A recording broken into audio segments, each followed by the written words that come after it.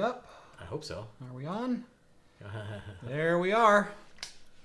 We are live. Should be live. Should be live.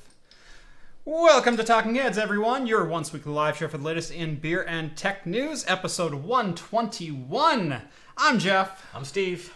Welcome to the show. Hello. How's everyone doing tonight on this beautiful Wednesday evening? It is nice, actually. It has been a nice. It's been clear but cold. Yes. Lovely, crisp. Warm enough to take the top down on the convertible, though. There you go. So I've been really enjoying the little break in the rain that we've had lately. So Yeah, I know. I've been looking at the lawn and being like, I should mow that. I got to do something. I should do that. Yeah. But I'm not gonna. So. One of the reasons I bought this house is there's almost no grass. It's all just landscaped. I know. I like as simple as it is to mow my yard. Yeah. I still don't like doing it. I hate doing yard work. I don't like doing yard work either. Yeah, the majority of my property is bark mulch and trees and whatnot. And there's some pruning to do. You know, you take down the dead limbs and things like that, and rake leaves in the fall. But it's not the once weekly get out there with a lawnmower and work for 3 hours. Like in the summer and spring, Yep. the grass growing fast, I have to go out there at least once a week, and it's a pain. Yeah. But All right. If you are new to the show, thank you so much for checking us out. We start the show with about 20 minutes or so of beer news. We move on to the tech stuff right around 20 minutes in. That lasts for about an hour and 20 minutes, give or take. We usually do another 20 minutes of pop culture, movies, games, entertainment, that kind of stuff.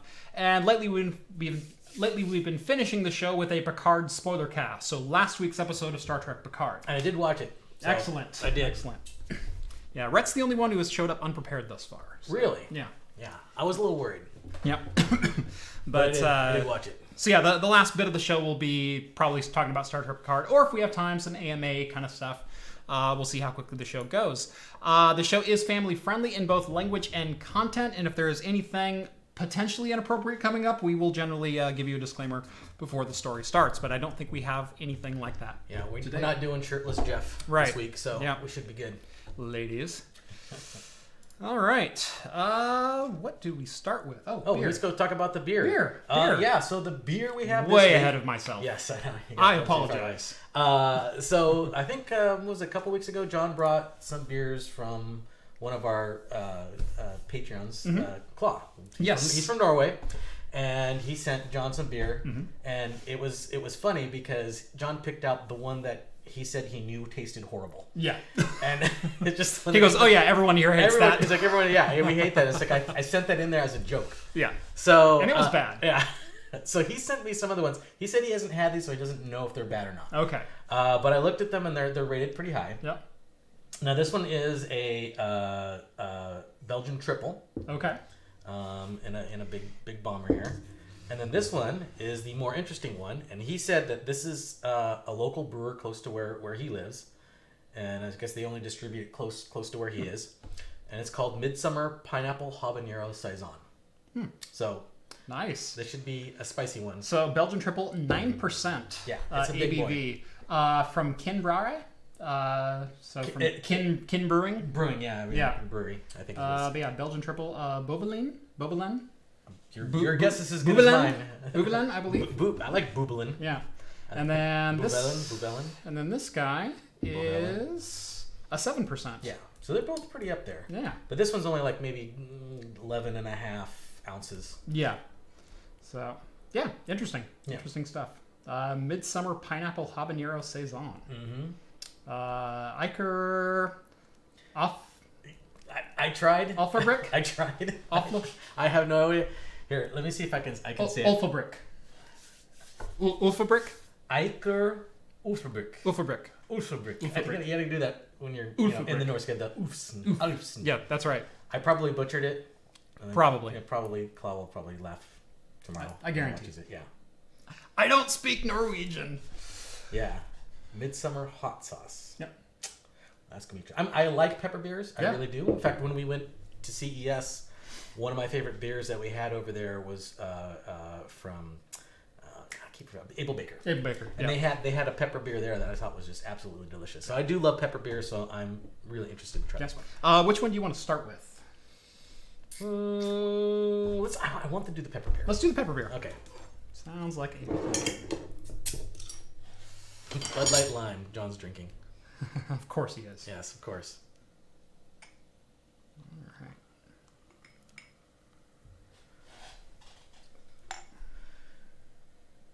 See how close I got this on an eyeball. Yeah. Boy, I can smell the pepper. Now I was reading on Untappd about some comments on there because I was kind of curious, and they did say it was pretty hot. So yeah. I don't know how your spicy palate is. Well, I get heartburn like mad. So let's see if this is like we should do like a hot ones for beer. Like a real mild. That would be interesting. And then start getting. That would be super. And then not only you're answering questions that and you're getting hot, but you're also getting more and more inebriated. Right. Mm-hmm. I love that. You like that idea? I don't love that think there's idea. enough pepper beers in the world to kind of do that. Right. But at the very end, you have to have like Stone's Punishment or something like that. Something like just insanely hot. Yeah. All right. So pineapple habanero saison. Mm-hmm. Wow. That is. Oh, that's pretty hot. That is. That is a spicy, spicy one. Wow. That's going to take me a while to finish that. I wasn't prepared for that. It wasn't yet. That was going to be a lot more mild. Wow. It's got a sweetness to it. There's definitely saison in there. Definitely a little pineapple. Definitely a little pineapple. It is what it says it is. But that citrus bites you. Oh man, yeah. That's a punch in the teeth for being hot. Oh man. I don't hate it though. I may need a glass of water to go with this one. Okay. Big Spoon, $4.99. Just say, Shannon, thank you for letting Big Spoon watch the show. It means the world to me. You're welcome, Shannon. All right. And if anyone is drinking anything in Chatland, let me know. We have a Lagunitas Imperial Stout. Yeah. Jameson Cold Brew Whiskey again. Okay. Ooh. Nice. I've been looking for that, actually. Now, that's a whiskey coffee cold brew. Yes. Wow, Yeah. that sounds amazing. I've been looking for that. That sounds great. Yeah. I haven't found it yet. So is that the next big kick in like alcohol? Because we have the Kraken. I've seen cold so brew. much cold brew coming out lately. Yeah, that's because I saw the Kraken is new. That Kraken is freaking amazing. Even Pabst Blue Ribbon's got the coffee. That was actually good. Was it? I enjoyed that. I really did. So, all right. Now that we've got that done, let's go ahead and get into a little bit of news. Yes, do it. Starting with. Is that one before? Did you? I think you closed one. I might have closed one. Let's do. How did that get closed? Oh no, that's right. Yeah, that's it was right. okay. I think I can just find it here. Yeah. Technical difficulties. Please stand by.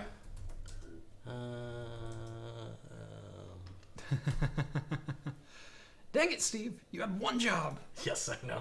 One job. Lions Bridge composition. Wait, that's not it. Or compensation English ale. Drinking a gigantic brewing electric hazy double IPA from Christopher. Skull's got the Lions Bridge. The D double. Gosh, I can't read tonight. I'm sorry. I gotta make these a little bit bigger. Double limoncello, I think. Double IPA with juniper berries and rosemary. Ooh. SW's having a lighthearted ale. You just heard Jeff say he liked Pabst. I liked the Pabst coffee. Yeah, it's completely different than their beer and especially different than whatever they call a whiskey.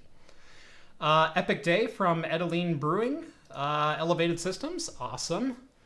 Paradox 4, Red's Wicked. Nice. I always like a good apple ale. Novella Hub, Badger Hill Brewing, Trader IPA. Civil says, LOL, never had a spicy beer. Oh no, they're delicious. Yeah, it's definitely a spicy beer. Remember John had that gin jalapeno one? Mm-hmm. Yep. That was interesting. Yeah, another one of my favorite was the jalapeno cider, wasn't it? No, there was a jalapeno cider I had before too. No, there was a jalapeno blueberry porter. That was just fabulous. It was just the right amount of sweet, right amount of spicy, a little bit of chocolatiness in it. It was very good. Finished a bottle of 804 ale. Ooh. Oh, nice. Very nice. Whoa. I'm going to have to watch myself. You're going to get that thing that's going to get caught in the back of your throat. Yeah. And you're going to start coughing. It burns. And you're going to start... It's got a good amount of heat to it. It does. I did not expect that. I didn't either. I was reading on Untappd that people were saying, oh, it's pretty hot. But I just thought, it's the delicate Norwegian palate. Right. Yeah, that's what I was thinking. No. Right? It's like, no. I guess this legit has some heat to it. Yeah. All right. You found it. I found it. All right. So opening up, take it away. All right. So we have one of our favorite beer check-in applications, Untappd, which is owned by a company called Next Glass. Yep. They're acquiring Beer Advocate, the other beer rating website. They're acquiring properties and intellectual property from Beer Advocate, including beeradvocate.com. Right. So the ratings website, Beer Advocate, is now property of Next Glass, a la Untappd. Yep. So apparently they're going to keep everything still separate for a while. Probably going to change in the future, I'm sure, once they figure out what they're going to do. But for now, they're still going to proceed like everything's the same. Yep. But now they basically have the market cornered for beer rating applications. So now it's time for me to write my own. Right. And then everybody start using it and make it look popular so someone will buy me out. Right. And then I can just retire. We need to have a craft computing beer check-in so we can sell that. There you go. Yeah. Yeah, craft computing. Craft beer check-in. That's right. Craft computing beer check-in. That'd be great. Yeah. Just some kind of unique check-in system that no one's done yet. Well, every time you check in a beer, you just have a face of John staring at you. Right. That's all you have to do. Really? You got that? Yeah. You're like, just just John silently judging you. Mm-hmm. That's what it should be. Yeah. Especially if you check in a domestic, then he's just like. Yeah. You get faces based on John's reaction to the beer. Oh yeah. There you go. And so you get a Bud Light Lime. He goes. You get a Bud Light Orange. He goes. Yeah. There you go. That's that. Instead of a star rating system, you just have the faces of John rating system. Yeah. You have dog beer too. Yeah. I'm spitting and puking it out. I love it. Nice price. I would check all my beers in at Craft Computing. That's right, you would. Yeah. Heck yes. That's $1 million idea right there. So yeah, whether you use Beer Advocate for looking at beers and checking ratings or Untappd now. It's all going by Next Glass now. Now they're the same company. Yep. I wonder if they're going to use that too to kind of aggregate a total score. Yep. So, Okay. Becky Poo, me. Girls, time for bed. The show starts in 40 minutes, 30 minutes, 20 minutes, 10 minutes. Fine, put yourselves to bed. Love you both. Show starting night. Bye. Go to bed, kids. Also, Jeff and Steve tell the kids to go to bed. Sorry, she's going to win out on this one. You've lucked out with me twice. This time, I'm going to say do what mom says. Time for bed, kids. Yeah. Becky, you owe me. Yes. All right, what's next? Next. What do we got? We have... Besides more of this habanero beer. Oh, God, yeah, that's... We have... Is this the one that we're going to do next? I thought we had 3. Oh, what did I do with the other one? Oh, I bet you I have to put it back in here. No, go forward on that one. Did you overwrite it in the other one? In the other tab? Left tab. Maybe. Did you go back? No.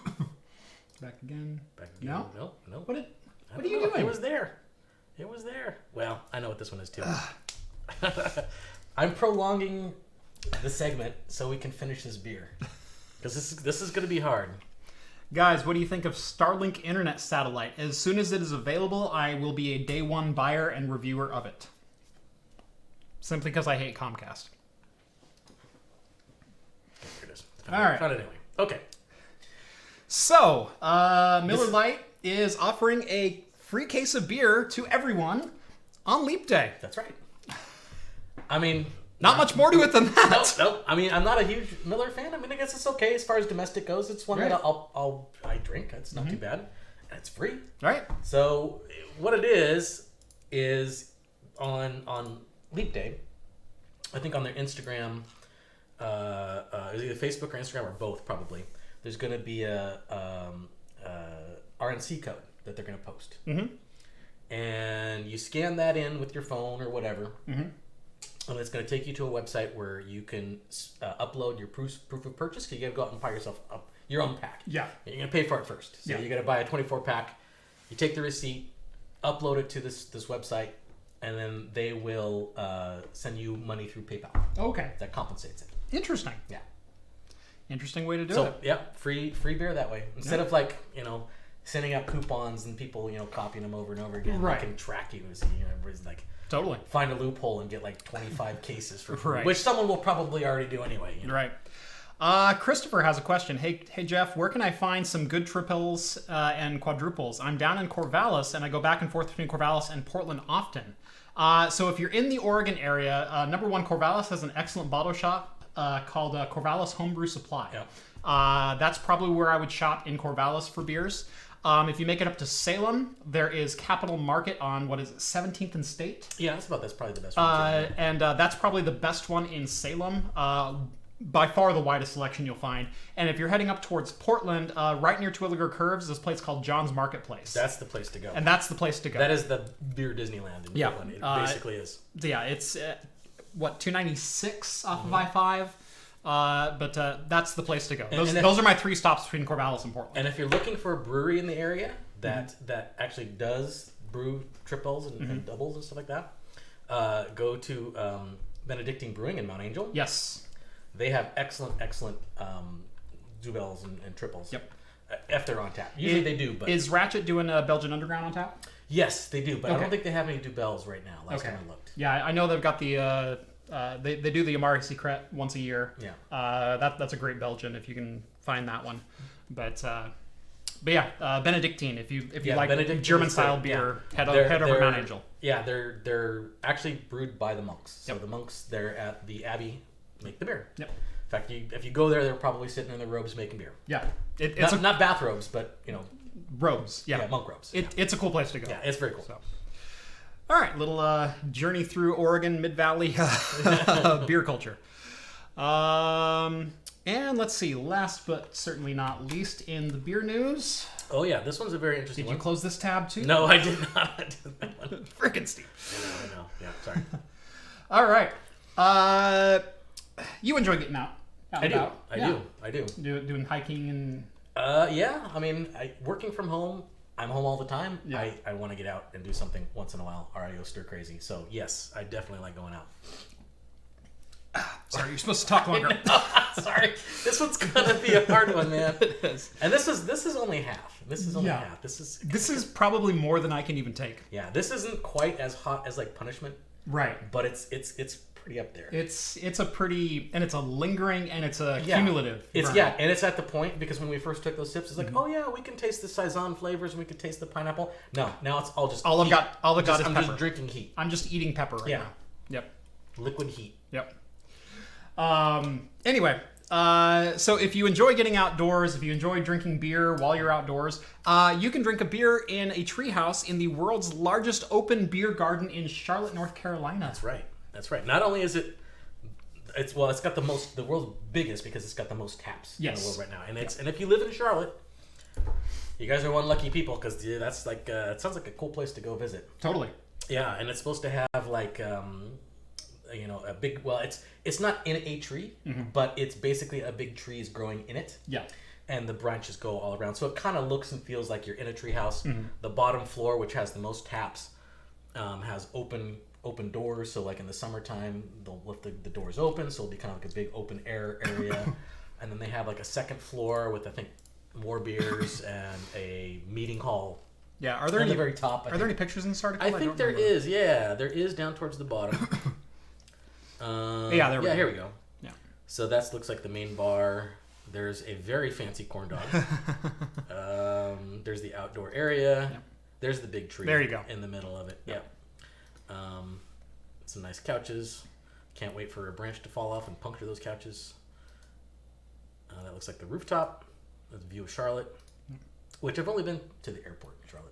I've never been quite that far east. No. I've been to most of the Midwest. I've been to Illinois, Wisconsin, Kansas, Arkansas, I don't think we ever touched Louisiana, but Texas, Oklahoma. Yeah. So I've been like down that entire stretch. No, I only had a layover in the Charlotte airport. Yeah.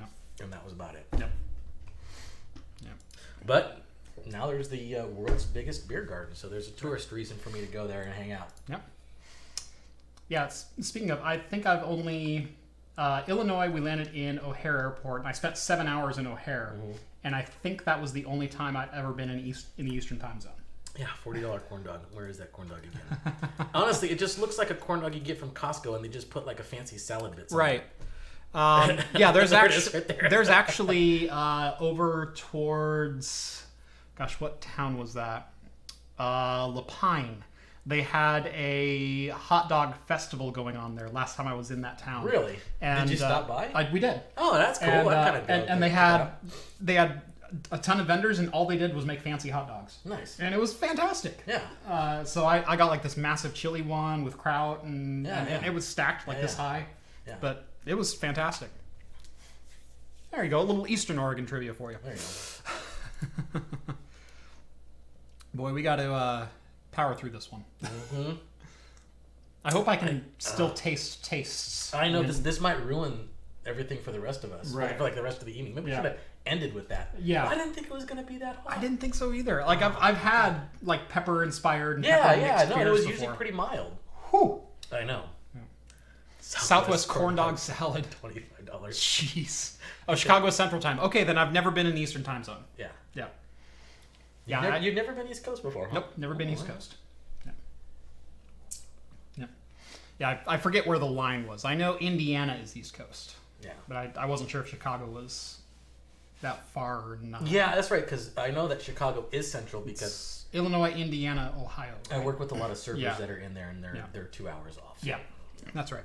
Yeah, I knew Wisconsin was 2 hours off, but I didn't know if the line was there or if it was the next state over. So. Oh, actually, okay, the Silver Bro, he said that rinse with milk. And I have heard milk helps with heat. But one that I never heard of before... that they say works better is citrus, like biting a lime or a lemon or something like that is supposed to. And I know that's over there. Maybe we'll go with that. We'll just go that next. Yeah, I think that's probably the way to go. Oh my god.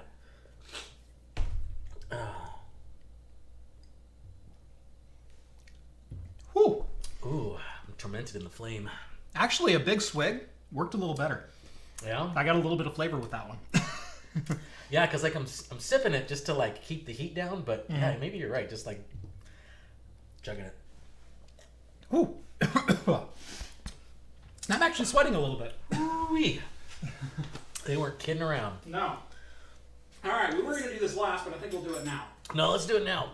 Oh. I mean, it's not... Oh, God, okay.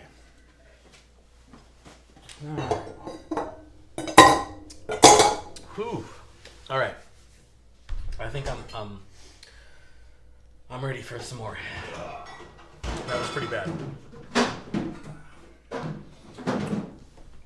I can feel my lips just burning. Yeah. And Take a little more spice for oh, there we go. Well, this is just a ginger beer, so okay, well, that's not too bad. That's a different type of. And you wanted an Irish? Yeah, let's do it. Irish ginger.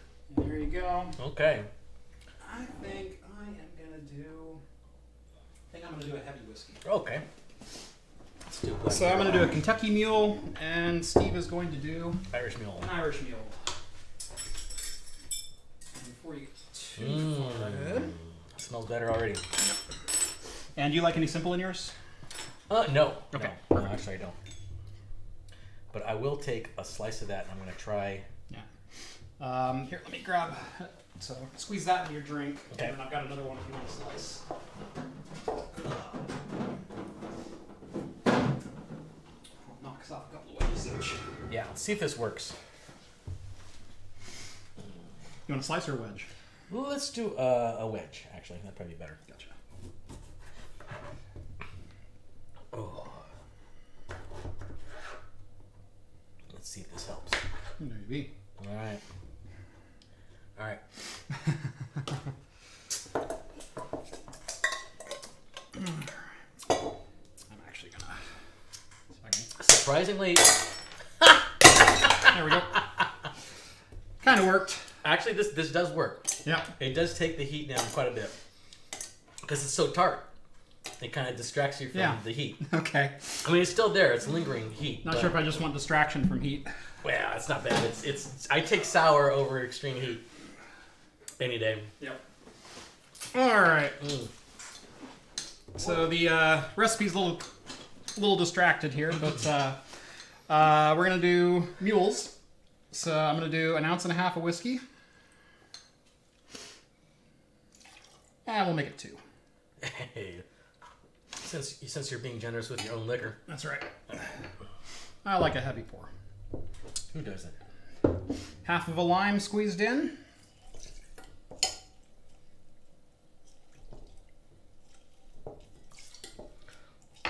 I think I could probably get more juice out of my lime. Yeah, these are good limes. Doesn't look like it's been squoze enough. Yeah. These are very good limes. Just trash our blade. I'm just going to drop a wedge in. All right. And then top with ginger beer. Ginger beer, not ginger ale. Right, and if this is a little gingery for you, or a little too much for you, you can add 1 ounce of simple syrup. There we go. My hands were slick with lime juice. Yeah. It's going to be a messy table. Yeah.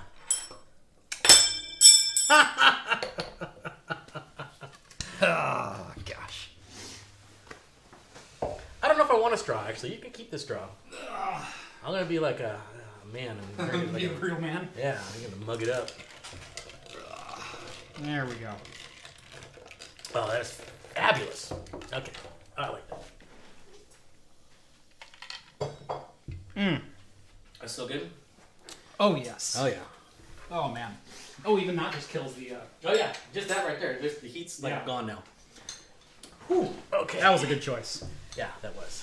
That was a very good choice. All right. And if you're wondering, my whiskey of choice here, this is made in Hillsboro, Oregon. This is Big Bottom Small Batch Delta Rye. It's 111 proof. So this is a heavy. it's a good whiskey. Yeah. Okay. All right. Now that that's done, let's get into some tech news. Hooray! Sorry for all the delays. Had to get through that. That's not too bad. It's like 8 minutes. 28, yeah. That's not too bad. We only overshot it by 40%. You know, doing all right. Doing okay. All right, into the tech news. Starting with, boy, the rumor mill was sure cranking out some Fuji goodness this last week. So I am a big Fuji fan. I actually have a Fuji X-T4 that I used for my channel for pretty much the entire last year. I bought it in February and I used it all the way through December. Only recently upgrading to my new Zcam E2. And I really didn't upgrade out of like video quality necessity. I upgraded because I wanted a better run and gun rig, and the Fuji X-T4 for me, for doing events like CES or PAX or things like that, just didn't fit the bill for what I needed. And I wanted an all-in-one, use in the studio and use abroad. And the Zcam just fit more of my needs. But the rumor mill was ablaze with some supposed specs of the new X-T4, including that it would be using an all-new Sony sensor, 43-megapixel 8K stacked APS-C sized sensor. That's huge. Well, it's not only huge, it's 43 megapixel and 8K capable, is what they were purporting it to be. And they were saying that was going to be in the XH2 and in possibly the X-T4. They said the X-T4 is going to get a swivel screen. They said it's going to have 8K at 30, 6K at 60. Wow, 8K at 60? 8K at 30. Okay, 8K and at 30, 6K at 60. Okay. But the same 4K 60 10-bit that the X-T3 is known for, it was supposed to be a beast of a camera. Well, fast forward to today, and the notes are actually official, so if you actually click on the next tab. The next tab. Right there. There we go. So it was actually fully released today. This is the Fuji X-T4. And as hyped as the rumor mill was, it's a little underwhelming when we actually got the specs. Now, it's still an impressive camera. If you just take the press release and you weren't reading the specs, this is everything I wanted in the X-T3 and the X-T4. You get the selfie, screen that you can flip out towards you. You get the vlogger flippy screen if you need.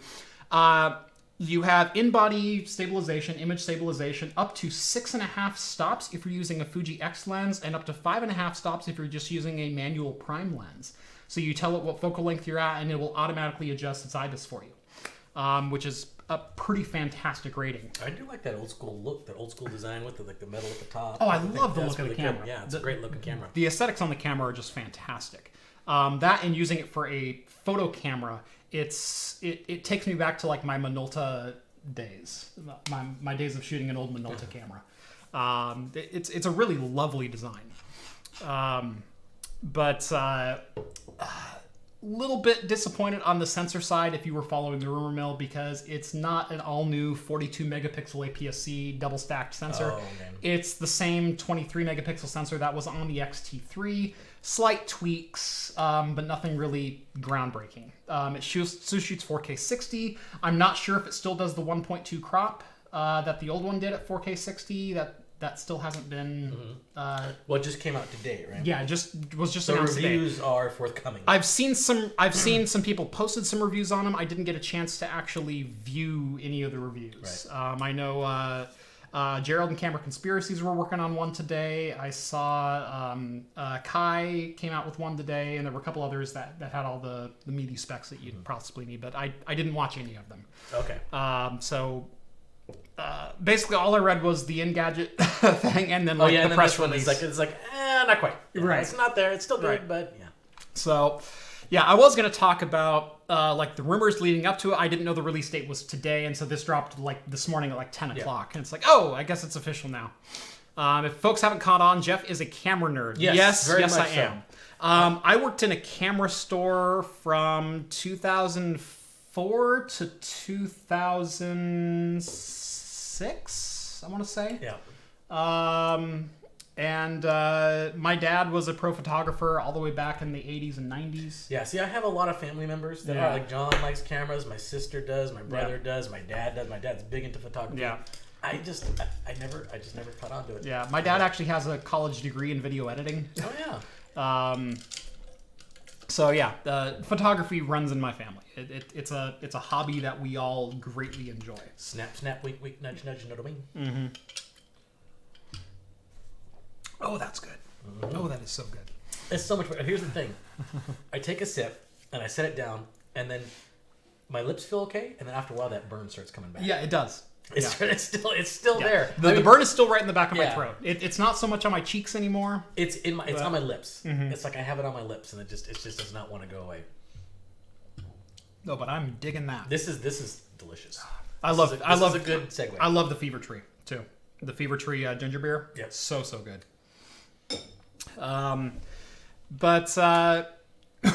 Anyway, solid camera. It's coming in at $1,700. It's coming in at $200 more than the X-T3 original retail price was.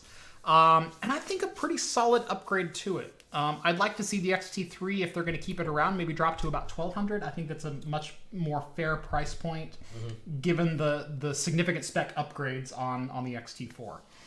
Just for the in-body stabilization, for the extra stops that you get. I think there's one extra stop of dynamic range on it. So like I said, it's the same sensor, but it's a tweaked sensor. They're getting a little bit more out of it. It's a little bit faster processor. That's what I need. And for myself. Oh, totally. Body stabilization. Yeah. Yeah. Especially after Taco Bell. Yeah, you need the chicken head stabilization. No, just my body in general needs to be stable. just be stable for a while. Yeah. We joke every day about where we want to go to lunch, and today I was like, not Taco Bell. Yeah, tonight's a show night. That just won't work. I do like Taco Bell every once in a while, but I always regret it afterwards. Yep. And I don't know why, because I have so many taquerias close to my house, really good ones. Yeah. Excellent ones. Yeah, and you still go to Taco Bell. I still go to Taco Bell just once in a while, because it's not real Mexican food. Right. It's Mexican shaped food. Sometimes you just feel like runs from the border. Run for the border. Run from the border. Yeah, exactly. Yeah. So, yeah, I'm excited about the Fuji release. I think it's going to be a great camera. Yeah. Again, not seeing any reviews of it, but I don't see any red flags that I would normally see. I would have liked a new sensor, but at the same time, for $1,700, I think it's a pretty solid deal to get 4K 60 10-bit in body. I mean, that's why I bought the Fuji X-T4 in the first place. Was I bought it to be a studio and cinema quality 4K camera that I could use, and it worked fantastic for that. By the way, Fuji X-T4 for sale if anyone's interested. Literally, DM me, shoot me a business email. Seriously, if you want to buy it, I've got it for sale with a couple of lens adapters, and I think our 7 Artisans 25mm prime. So, yeah, literally, drop me a line.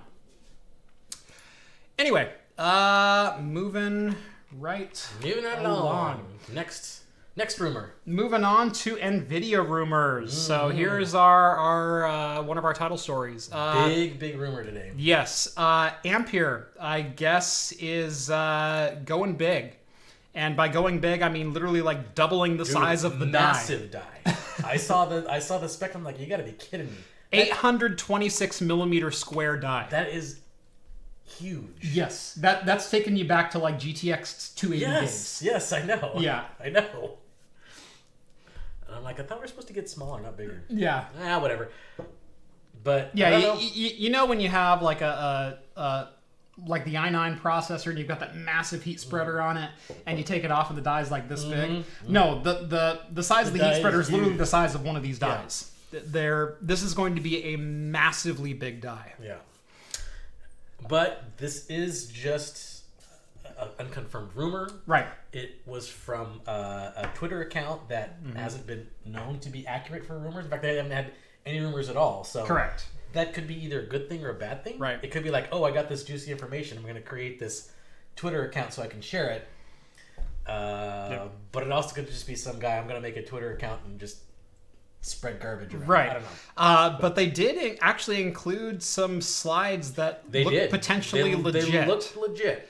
So if you scroll down to the design right here, so assuming a 7 nanometer node process, which makes all the sense in the world, and they said, gosh, where was the? Sorry, I'm looking for the core count data.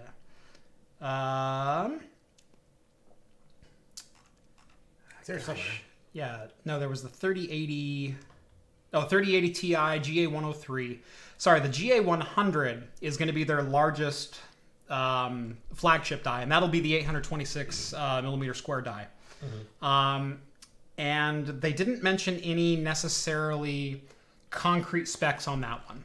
But if we do scroll down a little bit, we've got the 3080 Ti with a GA103 GPU with 60 SMs, 320-bit memory, and either 10 or 20 gigabytes of GDDR6. That's right. a huge leap forward. The interesting thing is they're saying that this design on this GPU that's shown here could up to double RTX tracing ability. And which it desperately needs. I mean, it really does. It really does, because let's face it, RTX does not perform at an elite level, or a level that a 2080 Ti or a 2080 or a 2070 should command out of a AAA game. Correct. For that money. Yeah. It really doesn't. I mean even in the early days, and they're like, okay, we tweaked it, it's a little better, it's still not quite there. It works great for those retro games that they want to ray trace, like they have the new Quake 2 that they wouldn't ray trace. Works great for that. Right. I think even Minecraft is supposed to have pretty decent performance. The ray tracing Minecraft, but like AAA games, like you got the Battlefield 5 and stuff like the reflections. You're talking like Shadow of the and that's not even full. Shadow of the Tomb Raider. That's not even full ray trace. Those are using certain elements. Right. So Battlefield 5 is just reflections. Yes, it's and, just reflections. And Shadow of the Tomb Raider is just shadows. Yeah, I think that's the same thing with Metro too. Right. It was just shadows. Right. It was shadows, and I think volumetric lighting was Metro Last Light, or Metro Exodus, or whatever. Exodus, yes. Yeah. None of them have fully implemented ray tracing, except Control. Control, I think, is the only fully fledged RTX game, and even that one being a little bit simpler on the graphical side, still kind of struggles. Yes. with full RTX on if you're gaming at like 1440p. Shadow of the Tomb Raider struggles at 1440p. Oh yeah, completely. Ultra settings, you're getting less than 60 FPS on average on a 2070 or 2080. Yeah. So not what you want from a flagship. You're right. like, this is our newest technology. We want it to run from a $700 graphics card. Yeah, this is our highest graphics card. So they're probably like, okay, we got to make this work. And so they just went all out nuts. Are you guys coming to LTX? I have been invited to LTX. I am trying to work a couple of things out. I've got a couple of things personally kind of in the air for that timeline right now. If I can make it, I will make it. And I've given Linus Tech Tips or Linus a definite maybe. So hold a spot for me, but don't put me on the banner yet, is kind of what I told them. So if I can make it, I will be there. And I don't know if anyone else wants to go with me. I've been guaranteed 2 tickets if I want them, but we'll see what happens. So maybe I can go. I don't know. Yep. We'll see. Yep. When is it? August 3rd, I want to say. Early August. August 3rd, August 9th, something like that. Well, PAX is also late August, too. PAX is usually late. Yeah, so late last August. weekend of August. Yeah. So I don't know if we're going to do that this year, maybe? We are going to do PAX West this year. Okay. So that would be back-to-back. Maybe I could do both. Or rather, my plan is to do PAX West this year. Yeah. So again, I've got news. Stay tuned. Okay. But anyway, yeah, we desperately need more ray tracing performance if it's going to be globally adopted. Of course. I think it was a good, solid first attempt, but it is not nearly the performance that we need to get people to adopt it. Yeah. Because honestly, graphically, I didn't notice that much because they're only implementing certain techniques. Because it's too high of a. It's too much. They're using too rudimentary of techniques in the games they're implementing it with, and the performance is still so great that no one wants to turn it on. There's no benefit to turning it on. I actually really enjoyed playing. I didn't play through all of it, but I actually started playing it and played it for a couple hours. Was the Quake 2 ray tracing game. I actually started really enjoying it again. It felt like a brand new game. Well, one that I hadn't played it in like 10 years or something like that. But also because everything, all the graphical features turned on made it kind of neat. Yeah. The shadows automatically popping up when a rocket blows up and stuff like that. All these things that would have never have been in the original game made it feel like a brand new game, and the performance was really good. Because we were dealing with really super low poly, not high res textures and stuff like that. But the ray tracing kind of makes it look a lot better. Yeah. So I actually kind of really enjoyed that. But to put that into a more modern game and get a really good, decent performance out of that would be great. I mean, that's exactly what I was hoping RTX would be when it first came out. But the performance just isn't there yet. Yep. Yeah. So this rumor, if it holds any water, could mean finally adoption of ray tracing in a lot of games that we want to see it in. Ray tracing in games like Fallout 4. Oh yeah. Quality games like that where the environment definitely plays into the game, plays into the atmosphere, plays into the feeling of the game. Your Crises of the world, your games like that, where it's more than just eye candy. It's actually utilizing dynamic lighting and reflections and things like that to make the game feel more immersive or feel better. That's the thing too. Once ray tracing is adopted universally, development time is going to be a lot easier, and that was the whole idea behind it. Because in modern games, how they do shadows and how they do stuff like that, they have to do tricks to make that work. Right. And so developing a game like that in an engine, it takes longer, and then there's problems with it, and there's only certain limitations that they can do. But with ray tracing, especially with reflections and shadows like that, you don't have to worry about anything. Right. You just turn it on. You place lights. You just place lights, and that's it. And then you adjust your lighting in the room the same way I'd adjust lighting in the studio. Exactly. So you don't have to worry about where's my shadow sitting at everything will have a shadow at that point. Right. Everything that has an object has a shadow, just like has the player. Has a shadow, has reflection, has ambient occlusion, has all the things that go into all those things that need to go into it. You just set it. It's the Ron Popeil of graphics cards. Yeah. Set it and forget it. Set it and forget it.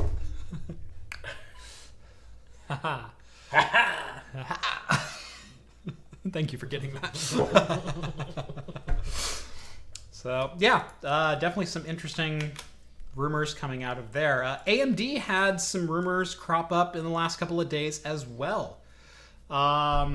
So moving into that one. More rumors, yeah. These ones, Not so much. maybe a little less believable. Yeah. Let's dive in.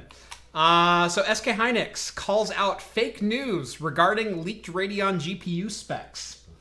There was a spec that was leaked a couple of days ago, and I believe Awesome Hardware even talked about it last night. I saw it was one of their leading stories in their title. That's Navi or Big Navi could come with up to 24 gigabytes of HBM memory and 5120 shader cores or stream processors. Excuse me. Covering 80 compute units and 24 gigs of HBM2E memory. And supposedly the memory is going to be developed by SK Hynix. And, this was a leaked thing from SK Hynix. And, yes, it's supposed to be leaked, yeah. Well, SK Hynix put out a pretty direct press release today saying that is not an internal document from SK Hynix. First and foremost, HBM2E memory is a Samsung product, not an SK Hynix product. Yep. We don't develop that. We didn't make it. We don't know where it came from. They also called out the bandwidth that HBM2 would bring as an increase to the 5700 XT, which has 40 compute units of 7 nanometer Navi. So you'd be doubling the compute units to 80 compute units or 5120 stream processors, but you'd be quadrupling the memory bandwidth with that amount of HBM2E memory. And they said that literally makes no sense. Yeah. Because there would be no benefit other than a larger buffer, but no one's going to use 24 gigs of memory buffer, in an $800 graphics card. Yeah. Like for a professional workload, sure. Right. But these aren't going to be professionally aimed cards. These are going to be consumer based. Right. Yeah. So to quote overclock3d.net, simply put, these rumors didn't add up for a graphics card that was reported to be the Radeon 5950 XT. The specs were believable as a Radeon Instinct card and successor to AMD's 7nm Vega Silicon, but not as a gaming product. With this in mind, we believe SK Hynix claims that report this graphics card are fake news. Yeah, fake news. Yep. So yeah, like I said, I believe Awesome Hardware may have touched on some of these rumors last night. But honestly, it sounds like an impressive card. And for a Radeon Instinct card, which is the professional line of like... That would make sense. Yes, that it totally would. Yeah. Because then, get all the memory you can possibly get into there. Of course, yeah. But for a 5950 XT, that is definitely not what's going to happen. Might have the 80 compute units and 5120 stream processors. It's probably going to have just straight up HBM2 memory and maybe 16 gigs, very similar to the Radeon 7. Yeah. I'd probably bet money that we're going to land with like an 8 and a 16 gig version. Probably. We're not going to have 24 gigs, and we're certainly not going to get 4 times the memory bandwidth of a 5700 XT. Yeah. That seems, that's real pie in the sky right there. Yeah, I totally agree with Overclock3D. I totally agree with SK Hynix. It makes no sense for a consumer card. I don't see it happening. Mm-hmm. Yeah. It's a nice fantasy, but... Pile and call.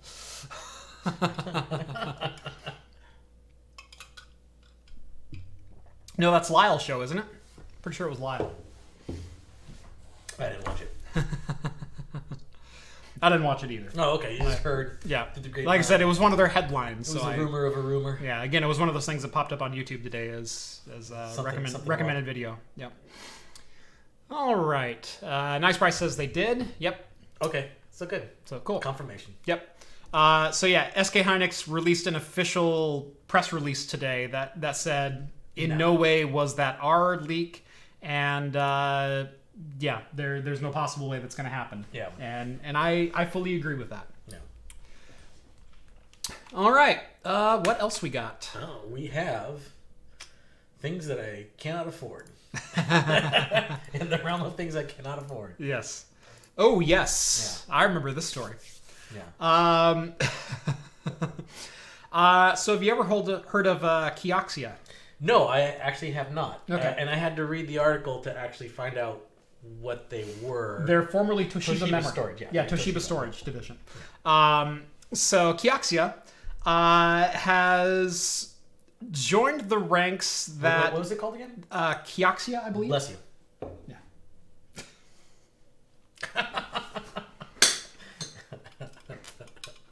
That was bad. Sorry, that pepper's coming back on me. Kioxia, I believe is how it's pronounced. Yeah, you're probably right. Actually, now I've got a little burn in my throat again. Has joined an elite few of extreme high capacity SSD manufacturers. They have announced just a couple days ago that they now have ready for market enterprise and data center ready NVMe SSDs topping 31 terabytes in a 2.5-inch unit. Yes.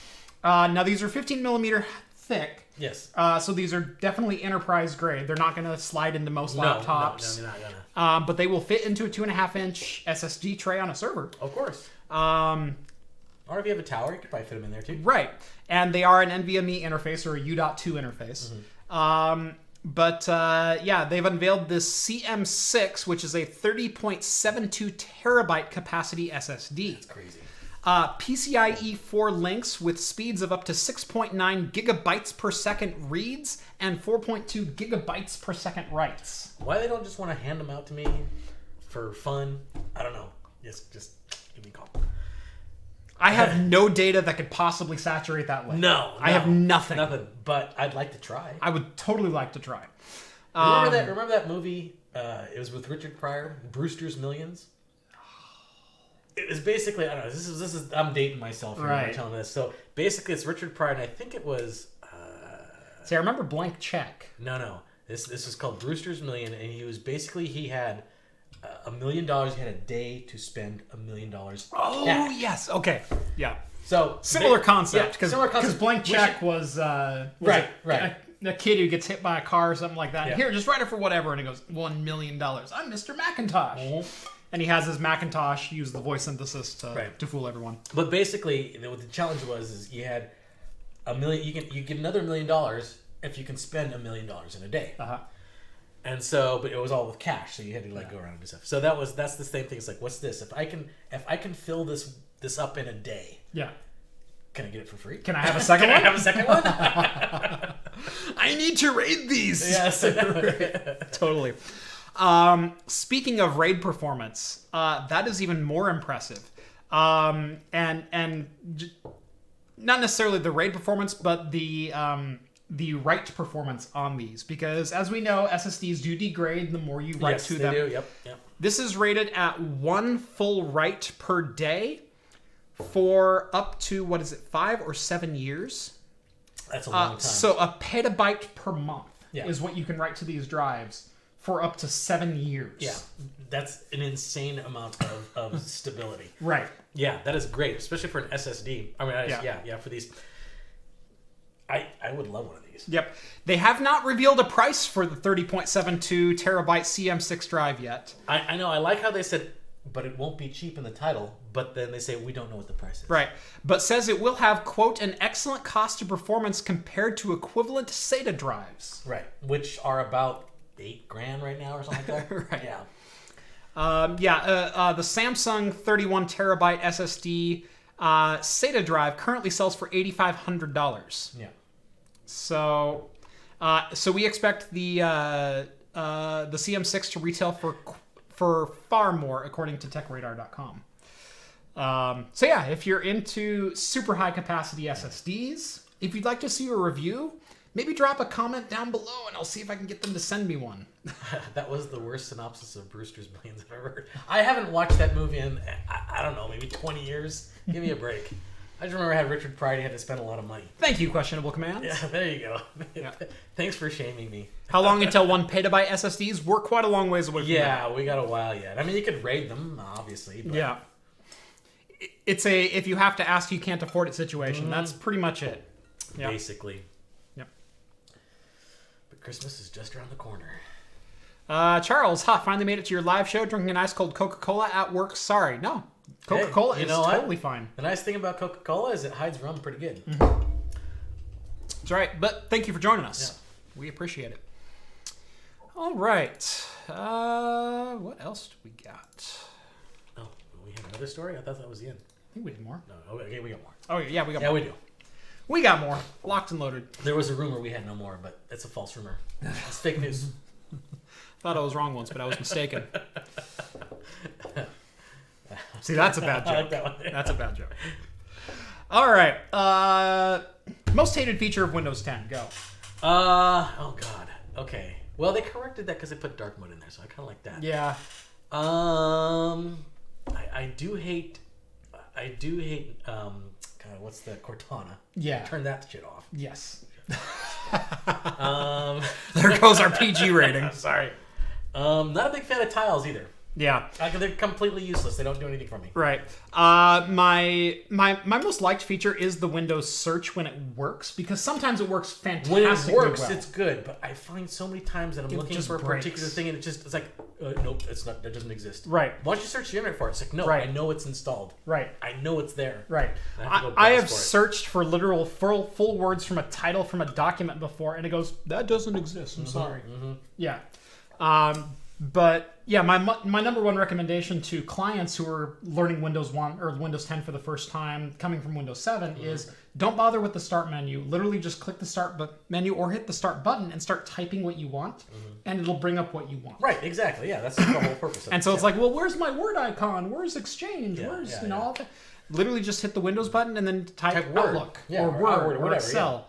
And make sure it's on there, but then hit enter and it'll launch. Yeah. And you don't need to make shortcuts anymore. I don't do that. I have macro keys now. No one listens. At least that's the way I try to train my text to tell people what to do. And no one listens. But anyway, yeah, live tiles are probably... They were introduced with Windows 8. Originally a carryover from Windows Phone, because, hey, it worked on the phone. Well, it didn't work on the phone. I think what it was is they wanted to unify the look of the operating system. So they have the phone, they have the tablet. They had Windows RT for a while. And they had RT, and then they'll have the full operating system. Right. And they all kind of look and function the same. And they were also going for the transitional devices, for the Microsoft Surfaces of the world, where you could use it as a tablet or a laptop or a desktop docked or whatever else. Yeah. And so they were trying to unify their design language, which I do kind of respect. Yes. I respect the attempt. However, live tiles, they've just become essentially advertisements baked into your OS. Yeah. And no one uses them and everyone hates them. No, yeah. No, I don't think I've ever used... I mean, I saw the tiles there. It's like, yeah, okay, that's kind of neat. What can I do with those? Nothing. Right. Nothing that's useful. Oh, it shows my weather. Cool. Yeah, neat. Yeah. We had that on the desktop, since Windows 95? Right. Yeah, I mean, come on. Yeah. Yeah. Weatherbug's been around that long. Well, yeah, Weatherbug's been around for that long. That's right. As long as Bonsai Buddy has been around. So, good news if you hate the live tiles. Live tiles are going to die. Yeah. As of the Windows 10 20H2 update. Oh, yeah. And rearranging those things were a pain in the ass. Yes. It was just not a fun experience. Well, I have a script that kills them all. Oh, okay. It's just I have a PowerShell script that you just got them out there? deletes Yeah. everything. Yeah. Yep. Yeah. It's a fun PowerShell script. I should share that sometime. Oh, yeah. Yeah. Well, if they're going away, I guess it's kind of a waste now. Right. But, yeah. Well, no, it also deletes all the pre-installed applications. Oh, and, yeah. I've seen those scripts. The Candy before, yes. Crush and all the bloatware that gets Yeah. installed in Windows 10. What is that? The Extreme Racer or the XG Racer or whatever whatever racing game they try to shoehorn in there for you. Yeah. Yeah. So yeah, as of the second half of this year, probably sometime around September, the 20H2 release or update to Microsoft Windows 10 will come out, and live tiles will be officially a thing of the past. And that was kind of curious because there was another story that came out today, and I thought about including it because it kind of ties into this one, where the beta users have noticed the Windows Advanced, the people who get the advanced builds. Yeah, the insider builds. The insider builds, yeah. Yeah. Right. The icon scheme had totally changed for them. Like they had gotten the newest release. The tiles were still there. But you notice the tiles now have a 2-color contrast. It's usually white and a solid background. Right.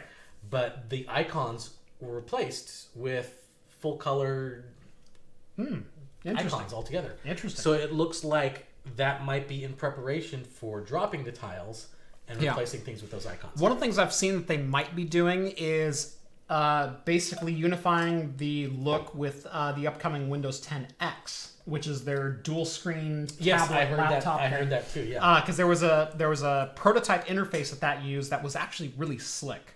That could be used with either a touchscreen or keyboard and mouse interface. And actually, I do hope that ends up being the new start menu, because it did look very, very sharp. But that could be totally what we're heading for here. Yeah, could be. Who knows? So, yeah. All right. Next up.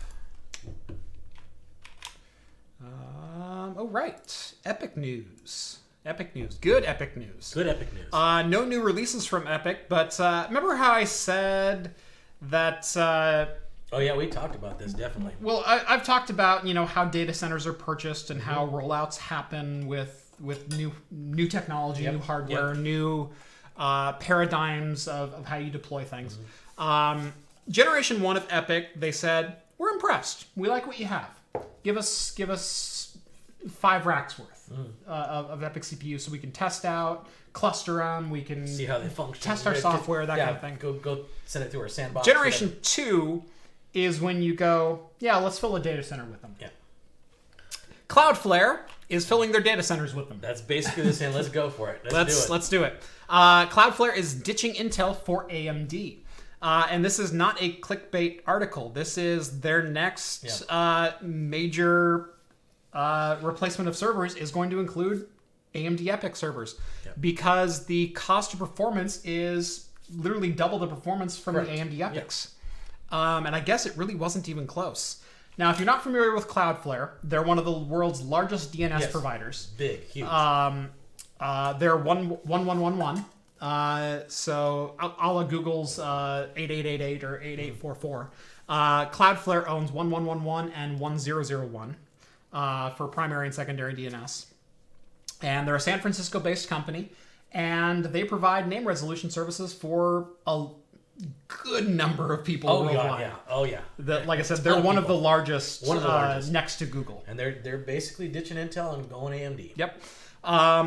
So Cloudflare will be moving from dual socket AMDs to single socket EPYC, which was actually kind of surprising as well, using the 7642 64 core. But lower power draw from the AMD servers altogether and higher performance than the equivalent dual socket Intel boards that they would be buying otherwise. Yeah. And this is not a small rollout.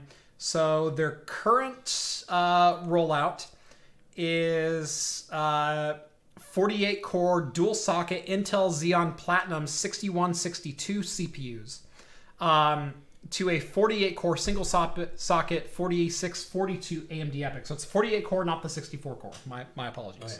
But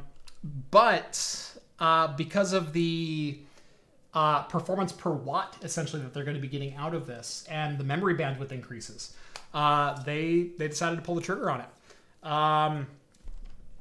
And it also said they were also running a bunch of Intel V3 chips in their current rollouts. I don't remember where it said which chips they were running. But basically X99 generation chips were a couple of years ago, were their 5-year-old servers. Their 2-year-old servers are running the 6162 Intel Xeons, and their brand new server rollout will be running the 7642 EPYCs. But Cloudflare has infrastructure in 200 cities across 90 countries. And every last bit of power saving that they can get over a dual socket board, they'll absolutely take. Because like I said, in the data center, it's all about performance per watt and performance per square foot, essentially. Yeah. You know, I was kind of curious because I read this article and I was like, I went and checked right away what AMD stock was doing. Yeah. Surprisingly, it was down.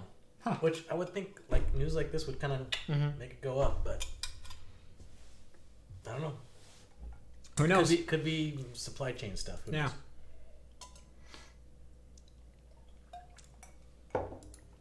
Yeah.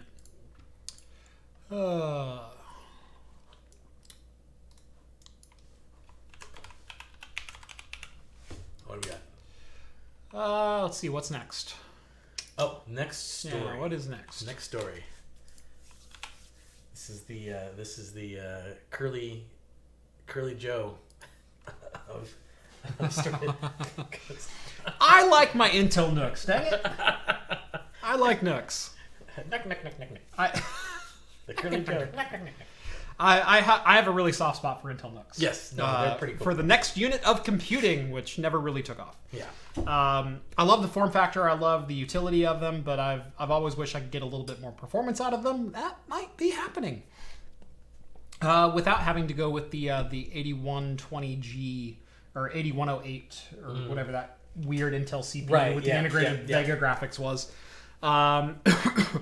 So Sapphire, mainly known for graphics cards, but they also produce a good number of integrated products. Yes. Has very quietly snuck some AMD CPUs into your Nook cookies. Starting like immediately, AMD Ryzen powered Nooks. What is that? The 1000 series or 1200 series? 1102. Yeah, something like that. And 1305. Yeah. So basically, where Intel has pretty much dominated AMD, which is the super low power processors, Sapphire is going to be offering the R1102G and the R1305G, which are 2-core and 4-core Ryzen variants. In your Nook, 25 watt TDP with Vega integrated graphics. I think the lower has a Vega 3 and the higher has a Vega 8. So if you're a fan of low power computing, the 1305 is still a 2-core 4-thread, but they do have up to a 4-core SKU coming out. Okay, so they have Yeah, they do have a CPU that's going to fill in that slot that will likely be available. Okay. But yeah, the 1102G is a 2-core 4-thread, 1.2 gigahertz base with a 2.6 gigahertz boost, and a Vega 3 GPU. And the 1305 is also a 2-core 4-thread, 1.5 base with a 2.8 boost and also a Vega 3. But these are only 6 watt and 10 watt chips. Just sips on the power. Right. The higher end SKUs do allow up to 25 watts of power and do come in, I believe, Vega 8 variants. So it could be very interesting. Yeah, the V1605B, V1606G, and R1505G could also make an appearance here very soon. But dual gigabit Ethernet ports, 2 full-size display ports, an HDMI port, a trio of USB 3.0s. Oh yeah, you can do a lot of stuff with those things. Right. Yeah. I mean, fun little boxes. Embedded arcade rigs, gaming rigs, emulation stations, kinds of stuff. Yeah. Low power stations for your kids to play Minecraft on. Oh yeah, you can do all kinds of stuff. Totally good stuff for that. Or desktop replacements. You want a desktop out in the garage. I actually used a Nook out in my garage for a couple of years. Oh yeah. Rather than bringing my laptop out there and getting it covered in sawdust and everything else, I had a Nook mounted to the wall with a little 15-inch monitor. Yeah. And just a keyboard on an arm, and it worked great. Yeah. Looking up repair manuals for my car and or plans for something I was trying to cut out, or just keeping a list of measurements that I needed to cut. Yeah.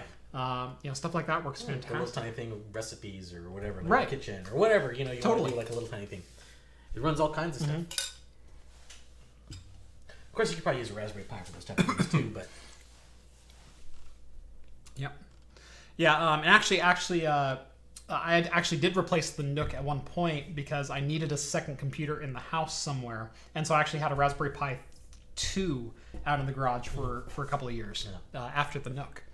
So, and that I ran a full desktop on and had VLC on it, so it connected via Windows file share just go to wherever my you media want. server. Yeah. Mm-hmm. You could listen to music, watch shows, do whatever. It was great. Yeah.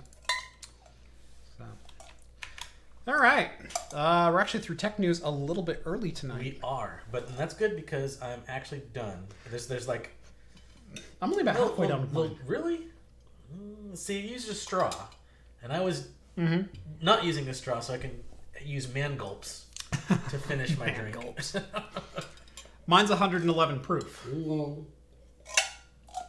This is true. But mine has a little bit more liquor in it than yours did. Oh, I get that. But at least my lips aren't burning anymore. It's very true. Everything's gone. I have to get this. No.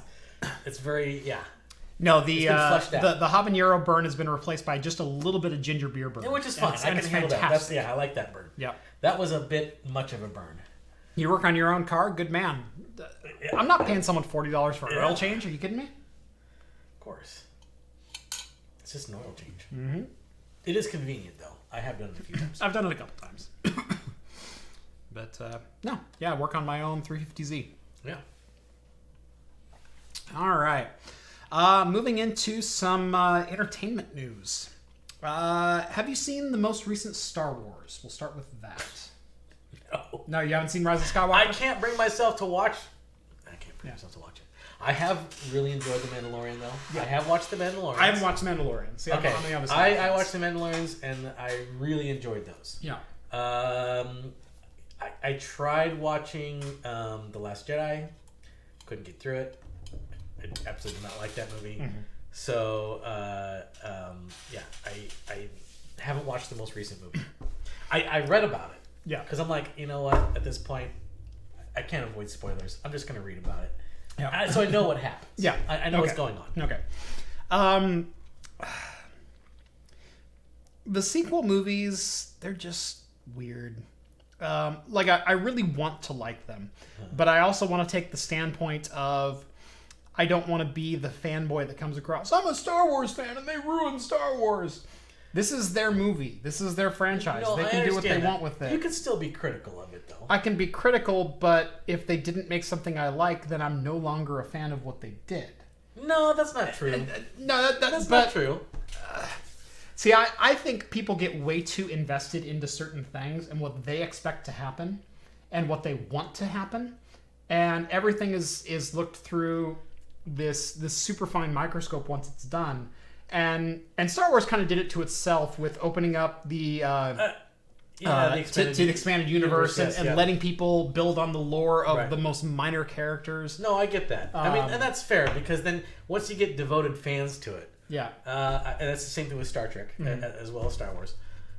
You know, like there's a massive amount of hate for the new Star Trek Picard, and we'll get into that. We'll get into that too. I can forget. Anyway, we'll talk about that later. Yeah. Okay. Yeah. Don't get into it now. Don't get into it now. Okay. But with the Star Wars one, I mean, I do. I understand. Like, okay, they want to branch stuff off, and they want to do different new things, but still have the feel of the same universe. So people who like that type of thing will like it as well because it's familiar, right? They like this thing. That's why I think The Mandalorian was so successful because it was not Star Wars. It wasn't Luke, Han, right? The new characters that we don't care about. It was a whole new. It was kind of familiar because he kind of looked like Boba Fett, but he was not Boba Fett. He's Mandalorian. But it was a cool character. It had a great feel to it. It seemed like a space western type of a thing that was going on. Right. And so it was its own thing, but yet still familiar. And I think that's why it was really successful. And I think that's why Rogue One was so successful. That one I didn't like so much either. But I loved Rogue One. I loved Rogue One. I should probably go back and watch it again. To be honest, when I watched it the first time, I was a little drunk. I was kind of pissing on the thing. But I should probably watch it again because everybody tells me that. I'm like, you know what? I just couldn't relate to the characters. I knew at the beginning because of Star Wars lore that all the characters were going to die. So I'm like, okay, they're going to get me really invested in these characters. Right. Because everybody knows. It's like the Titanic, right? You know the Titanic's going to sink at the end. Yeah. So they want to get you invested into the characters. So when they do die, it's actually sad. It's not. It's not a surprise, but it's sad. It's not Suicide Squad where they introduce two people just to kill one. Yeah, of them. Exactly. Yeah, it's not garbage like that. But I couldn't relate to any of the characters except for the robot. Dude, I love him. Alan Tudyk is the best. The one non-human character was the only one I really could, I actually liked. But I probably should watch it again, because everyone tells me it's great. But that's my real criticism. But I always come across, and I try not to get too invested into anything because I am a Star Wars fan. I loved the original Star Wars. Oh yeah. The prequels, while they're not my favorite, mainly from like a storytelling or like a dialogue point of view, the visuals were fantastic for the day. They really were. Yeah. But they did some weird things with the story that I wasn't a huge fan of. So I'm not a huge fan of the prequels. And watching neither am I. And watching them now, they're so hard to get through. Yeah. Because the dialogue is so disjointed, and they're great to rip on. They're great to rip on. So I'm a Star Wars fan. I love the original 3 movies. I'm not a fan of the prequels. They tell an okay story, and there's a lot of political plot lines weaving in between them, but the way they deliver it, I just don't like. Yeah. The sequels don't really tell a great story, but I do care about the characters, and the visuals are still phenomenal. Yeah, I mean the visuals are good. And I respect them for what they are, but I'm not a fan of those either. And I'm gonna leave my criticisms at the door, because I either like something or I don't like something. I'm not gonna dig into "you ruined my childhood." Yeah. No, I don't get to because that I point. don't own it. It's not mine. No, yeah, that's true. Right. But I mean, yeah, you either like it or you don't like it. Right. You could take each individual movie at its own merit. Right. But I would encourage you're going to like Star Wars if you go watch The Mandalorian. You're going to start liking it again. And I have heard that. Yeah. Much like Star Trek. I'm a Star Trek fan. I don't necessarily like a lot of the original series. Oh, I love the original series. That's one thing I don't get. Is why don't you like the original series? It's the thing that started it all. It's got some really good stuff in there. I mean, obviously, it's very, very dated. It does have some very good stuff in there. For me, it's too campy. Just for me. Okay. Okay. When you look at like the original '60s Batman series and how campy that was, I get it. The original Star Trek's a high drama compared to that. Yes. I totally understand that. You know, you got the Batman and Joker on water skis. You know. Well, not only that, Cesar Romero. I'm gonna win this competition, Batman. He didn't want to shave his mustache to play the Joker, so you can see his mustache over the white makeup when he plays Joker. Yeah. That's how bad it is. No, I know. Yeah. I totally get it, but to me, it's too campy. It's too overacted. And a lot of this is Kirk, you know, but I respect it for what it is. I totally respect the universe that it built, and I love the universe that it built. Yeah. But for me, it's TNG DS9 Voyager. Yeah. That's what I'm a fan of. Yeah. Enterprise, I could take it or leave it. Like I've watched a couple. I know. I think I've watched most of Enterprise at this point. I don't like a lot of it. Did you watch Discovery? I've tried. Oh God, it's I bad. can't. It is not good. I don't like Discovery. I didn't like it. So I am a huge fan of Star Trek and the Star Trek universe. Okay, so like I said earlier about Taco Bell, like how Taco Bell is Mexican shaped food. Right. Star Trek Discovery is Star Trek shaped sci-fi. It's not Star Trek. It's just got Star Trek stuff in it. That's it. Gosh, what would I compare Discovery to? It's Star Trek shaped CSI. Yeah, it's like CSI Miami. Yeah. It's like not even Las Vegas CSI. Yeah. It's CSI Miami and Star Trek clones. That's fair enough. Yeah. So yeah, and that's why I don't like it. Is it wasn't made for a niche audience that is a devoted Star Trek fan. It was made for mass appeal, and it missed the mark. It missed the mark greatly. It missed both marks. Yeah. So we'll get into the Star Trek Picard talk. Shark repellent was great. That was the funniest part of the Batman. Get the shark repellent. Just happen to have the anti-shark spray. There you go. Yeah. Actually, one of my favorite things to watch is not the '60s Batman, but the original Batman serials. There's I don't know if you guys know who Riff Trax. You know Riff Trax, right? Yes. Everybody knows Riff Trax. Yeah. Riff Trax is the original Mystery Science 50,000 crew, but they have the Riff Trax.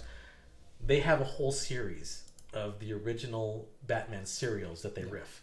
And it is probably some of the best stuff they've ever put out. It is great. I highly recommend it if anybody can find it. Someone says U350Z. Oh, they didn't like it 350Z? What's wrong with my car? Yeah, there's nothing wrong with the 350Z. 2004 350Z touring convertible. Yeah. 6-speed Nismo package. It's got Nismo wheels. It's a fun car. Yeah, it's a great car. Yeah. Makes a good sound, gets me from A to B, and makes me smile most of the way doing it. That's all that's important, right? Right. Yeah. Anyway, there's going to be a new Star Wars. That's where we finally got back to what this story we're talking about. There's going to be a new Star Wars movie set on Exegol, which is the Sith homeworld And it's going to center around how Palpatine built a fleet of the Final Order with nothing but Sith cultists. Yes. And how Palpatine survived and was resurrected and all of the backstory that we probably should have had. I can't wait for Palpatine, the construction foreman, the movie. Yeah. Let you go over there and watch out for your OSHA certification.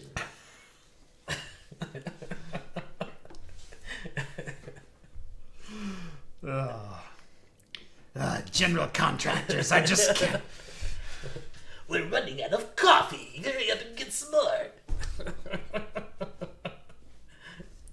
This could be a great movie. I can't wait for this. How many self-sealing symbols? Yeah, this is going to be a wonderful, wonderful show. 20,000 or less, or else it's your ass. Yeah. From the makers who brought political camaraderie exciting from, the Phantom Menace comes construction work.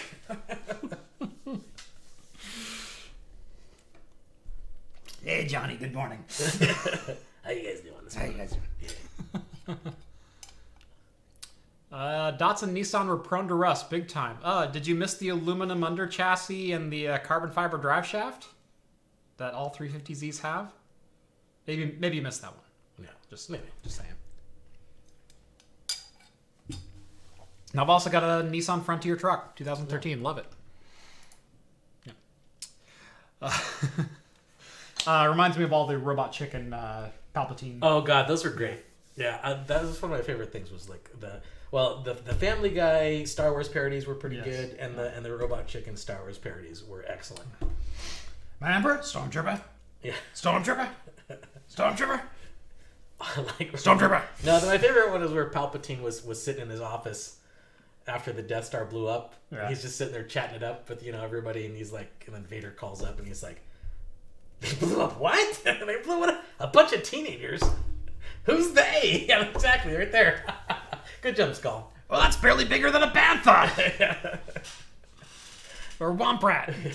Bantha's way bigger. Yeah, Banthas are way bigger. Yeah. So yeah, if you who's they? Who's they? So yeah, if you wanted to find out more about Exegol, new movie in the works. I guess it's. That was a very long way to say that. I actually heard it was more rumored than anything, because with Disney and success, the various success of the Star Wars movies, their lineup could switch. Go for Papa Palpatine. Go for Papa Palpatine. Seriously, that was like one of the best ones they ever did. It's like, oh, you've been up there for how long? You smell like burnt bacon wrapped in grease or something. I was like, what's with the helmet? You take that crap off when you're around me. So good. Morning, folks. Did I miss the Picard recap? No, not quite yet. No, not quite yet. 20 minutes or so. Yeah. So you're right on time. Xbox X, Series X, Triple X.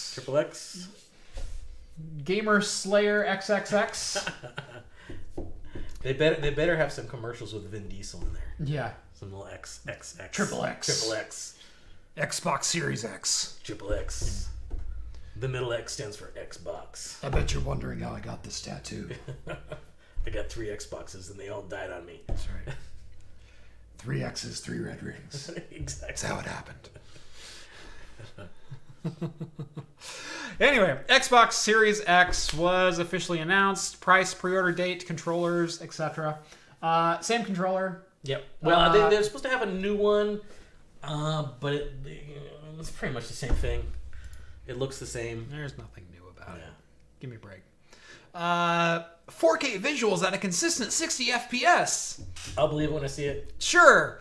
8K capability.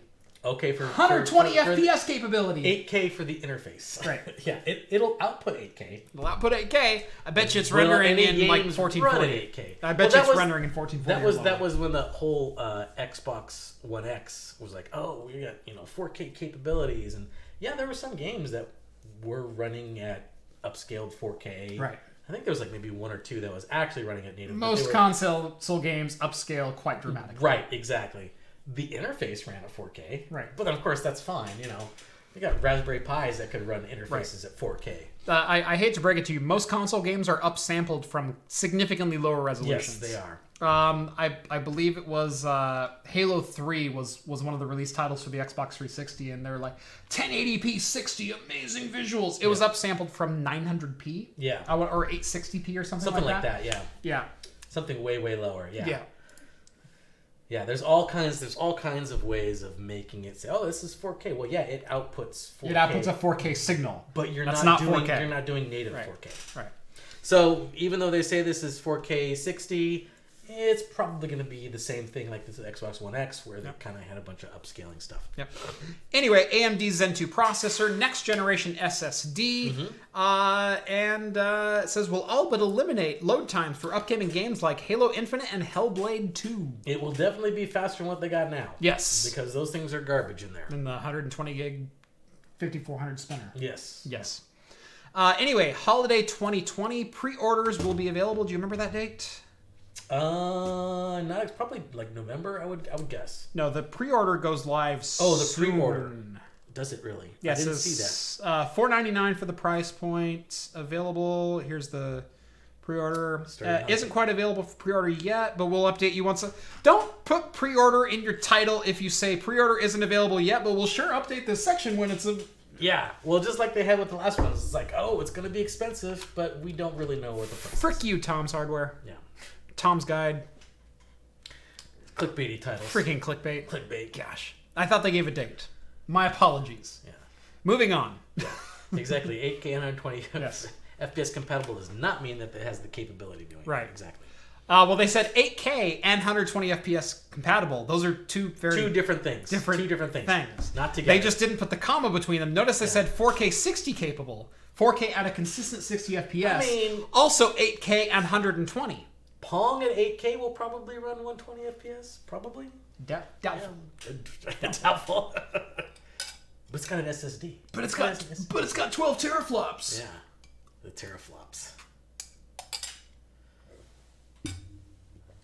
Damn good Batman voice, Jeff. Thank you. Yeah, there you go. Thank you.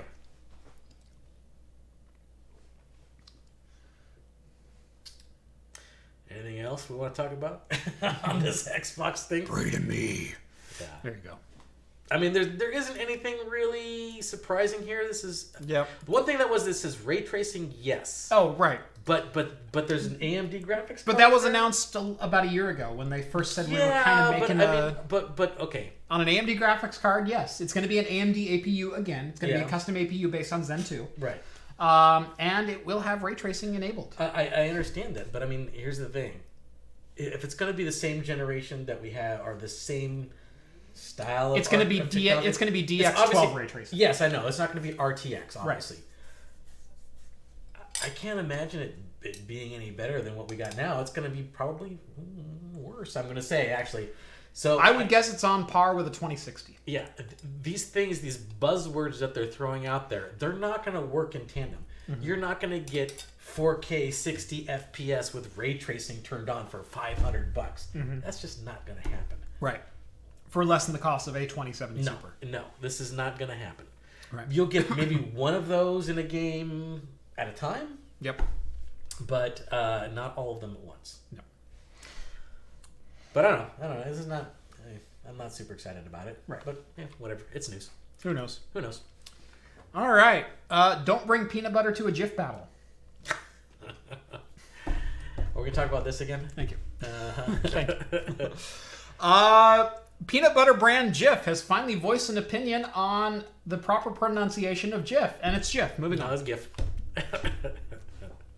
But they are playing on that for marketing purposes. They are, and in fact, they're releasing a special edition of their peanut butter called GIF peanut butter. Yeah. Which I totally disagree with. I did. GIF. I did. I have to say GIF because it does say right on the label hard G. Yeah. It says hard G. I know. Yeah. I know. I was actually trying to think about why we pronounce, because to me, if I'm being totally honest, the way I've always pronounced a GIF is number one, it was GIF when it was Dancing Baby. When it was the Dancing Baby, it was GIF. I don't remember that. See, as far as I remember, it was always been GIF. Right. As far as I remember, it's always been GIF.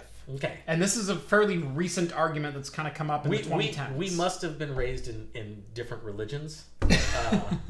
Because... Well, I worship the one true God. It was all hail the GIF. Right. I mean GIF. I just picked it up because, somebody knocked on my door. The power of Christ compels you. They knocked on my door this morning. They're like, I would like to talk to you about GIF this morning. Yeah. Would you accept GIF into your life? I'm like, I already have a GIF. I already have peanut butter. I already have a GIF. It's fine. Right. Yeah. But to me, it's always been GIF. Uh-huh. Because you're Jeff.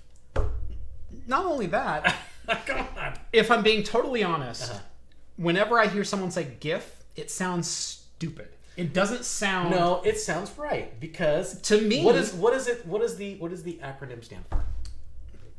I'm not going to get into that. There is no English pronunciation guide for acronyms. No, there isn't. There is not. There isn't. And so that argument has no basis whatsoever. In most file extensions, you don't pronounce the 3 file extensions. Right. You don't say poof. You don't say poof. You don't say poof or like ping. Right. Although I wish they called PNGs pings. I mean, a ping interface. Right. Yeah. But GIF, for some reason, is the only one we do it for. Right. We have to argue about the pronunciation of one file extension. Right. That we all know and love. Exactly. Anyway, to me, GIF doesn't necessarily roll off my tongue. It's because it's a word that starts in the back and finishes with a soft sound. Yeah. Words like gig or, Right, yeah. And if you finish with the soft sound, you start with the softer sound. So gin, gift, you alternate the sounds in my mind. Yeah, okay. I see what you're saying. And GIF doesn't sound right. You think the F at the end is hard? No. You think it's so hard? Okay. No. You're going from a hard G to a soft F. Yeah. And whereas gin, you're going from a softer sound. No. Softer entry to. It's gin. Even gin, I think the N is pretty soft. It's like and like I said, my theory is completely bunk. Yeah. Okay, see, I always thought that it was GIF because it stood for graphics interface format. G for graphics. GIF. Right, yeah. but I've always graphics, I've always looked at it and gone, oh, it's GIF. But it's not graphics. It has no bearing. Graphics. That has no bearing that's whatsoever. What the G stands. It's not NASA. Yeah. Okay. NASA. But then that's another thing. It's like pronouncing acronyms is like a whole different thing. Right. There is no rule for pronouncing acronyms. There's none whatsoever. It's whatever. Yeah, and I understand that the creator did say it was pronounced GIF. Right. They did say that, but do you not get to name your creations anymore? You do, but popular vernacular does take over after a while. Do you not get to name your creations anymore? You do, of course you do. Is it Cooch Street? No, it's Couch. Yeah, I know. I understand that. So, but who knows? Did the person who named that street called it Couch at first, and then everyone's just like, it'd be funnier. Call that Cooch. Cooch Street. Right. That would be hilarious. Right. And everyone's like, yes, let's do this. Right. And it became. And I will say there's a couple small towns in Oregon that are probably pronounced wildly differently than they should be. Oh yeah. I love it when I hear people over like on the East Coast or something like that try to pronounce Willamette. Willamette or something like that. It's like no, it's Willamette. And again, does the creator not get to define how they pronounce it? They do. Is it New Orleans or is it New Orleans? Well, I think actually most people from New Orleans are going to call it New Orleans. New Orleans. Right. But it's New Orleans. Is it Oregon or is it Oregon? It's Oregon. Right. Yeah. Right. Exactly. And so. But both are right, though. Both are right. So I take GIF, and the original creator said GIF, and to me, GIF sounds more proper. Yeah. It rolls off the tongue, and I can bounce to the next word easier than GIF. I can roll into GIF better than I can roll into GIF. I just think the popular vernacular has always been GIF. I mean, the biggest site that has, they call it Giphy. Right. Not Jiffy. I call it Jiffy. Oh, you do? I do. I totally call it Jiffy. Okay, now we're going to talk about the pronouncement of the website. How does Giphy? What is... Okay, I don't know. Jiffy Pop? Jiffy Pop starts with a J, though. Right. I mean, that's a J. I totally understand. So, yeah. But that's the word that makes sense to me. Giphy sounds stupid. No, it's kind of... Giphy as a word sounds stupid. No, Giphy sounds fine. Jiffy is a word that I'm familiar with. Jiffy sounds like a peanut butter. It's an oil lube place. It's a brand of popcorn. But it's not anything to do with graphics. Right. Because graphics is a hard G. Right. But anyway, we're not going to solve this here and now. I don't think we're ever going to solve this. But this. the Peanut Butter Company has spoken. Right. They think peanut butter is pronounced GIF and graphic interface format or interchange format is pronounced GIF. I wholeheartedly disagree. Well, I wholeheartedly But disagree. now you can buy special branded Jif peanut butter in a GIF label, and I'll probably buy one of these and put it on my shelf. Just because I want one. I think it's supposed to have both on it. So there's like one side says GIF, and then you turn it, and the other side says GIF. Yeah. Yeah. I think that's pretty funny. And if it's like, same price as a normal peanut butter, I'd probably buy it too. I'll probably buy one. Yeah. I'd love to have it on the show. Yeah. So, but anyway, to me, it sounds stupid to say GIF. It just does. GIF sounds dumb to me too. It's right. I got the exact opposite because I always called it GIF. Right. And I think that's the heart of the issue is to me it sounds right, and to you yours sounds right. Right. We're both right. Yeah. Oh, yeah. But you're wrong. I think technically you're more right than I am because you said the creator of it pronounced it that way. Yeah. But do we not get to name our creations? That's the one thing you get to do if you invent something. Yeah, it's the one thing you get to put your name on. I know, but marketing. Well, he wasn't a linguist, so he doesn't count. Exactly. Yeah, I mean, once it goes out into the public, it becomes its own entity anyway. Yeah. So. Yeah. Anyway, moving right along. Okay. One more story left, and then Picard spoilers. All right.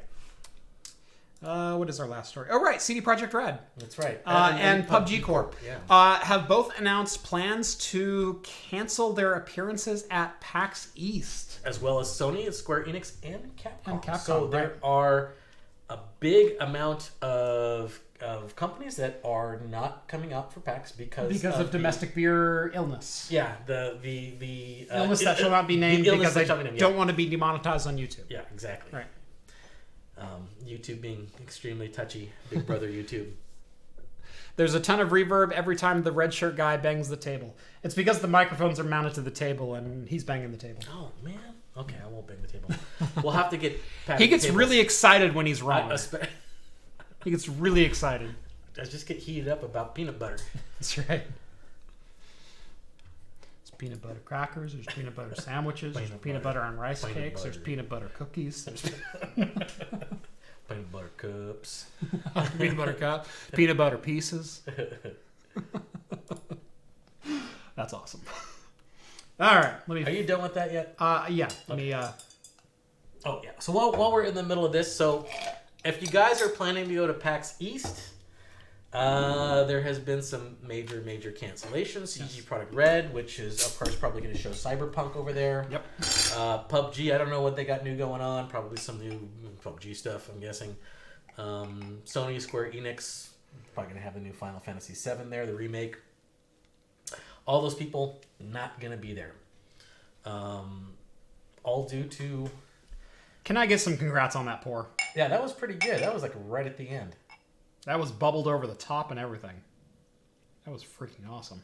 There's a spot on my forehead where the shadow is. I don't know. Yeah, the microphone. Oh, right there. Cast a shadow. Wait, let me see if I can get that. Boom. Nailed it again. That was really good.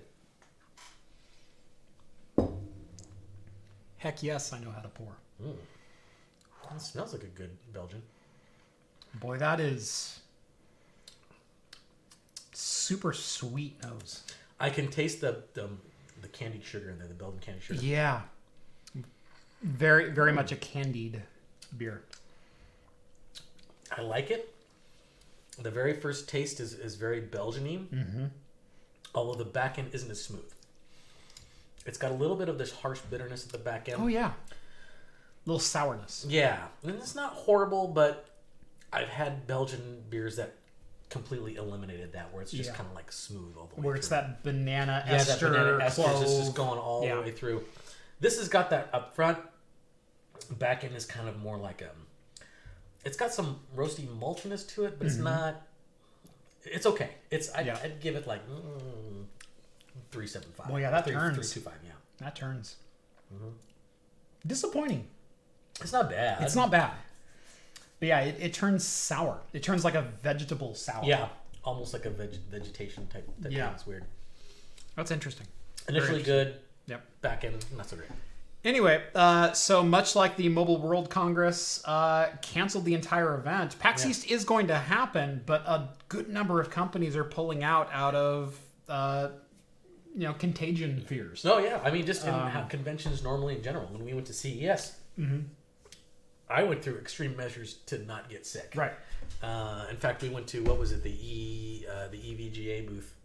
Yeah. They were giving out emergency. Right. And hand sanitizer. I thought that was awesome. I thought that was awesome too. It's like, keep your immunity up. Yep. Here's some hand sanitizer. Wash your hands. I think I said this before. I feel kind of like patient zero at CES. Yeah.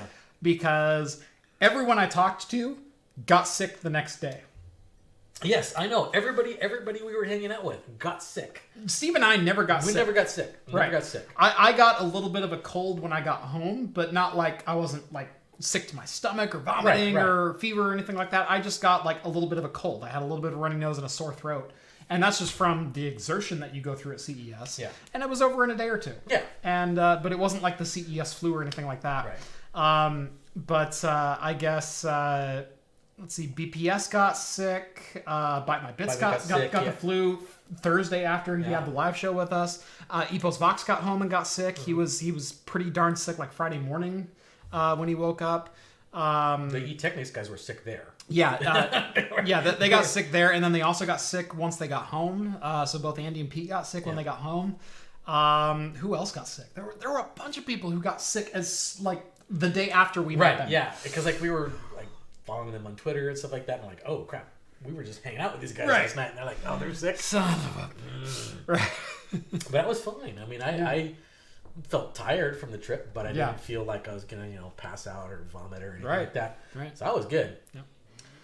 And I think it was the extreme measures that we put to, but because that's just the normal thing. So now there's like a big scare. Yeah. Because of this, and probably warranted too. I would think. I mean, just get normal sickness spreading. You don't want to like be responsible for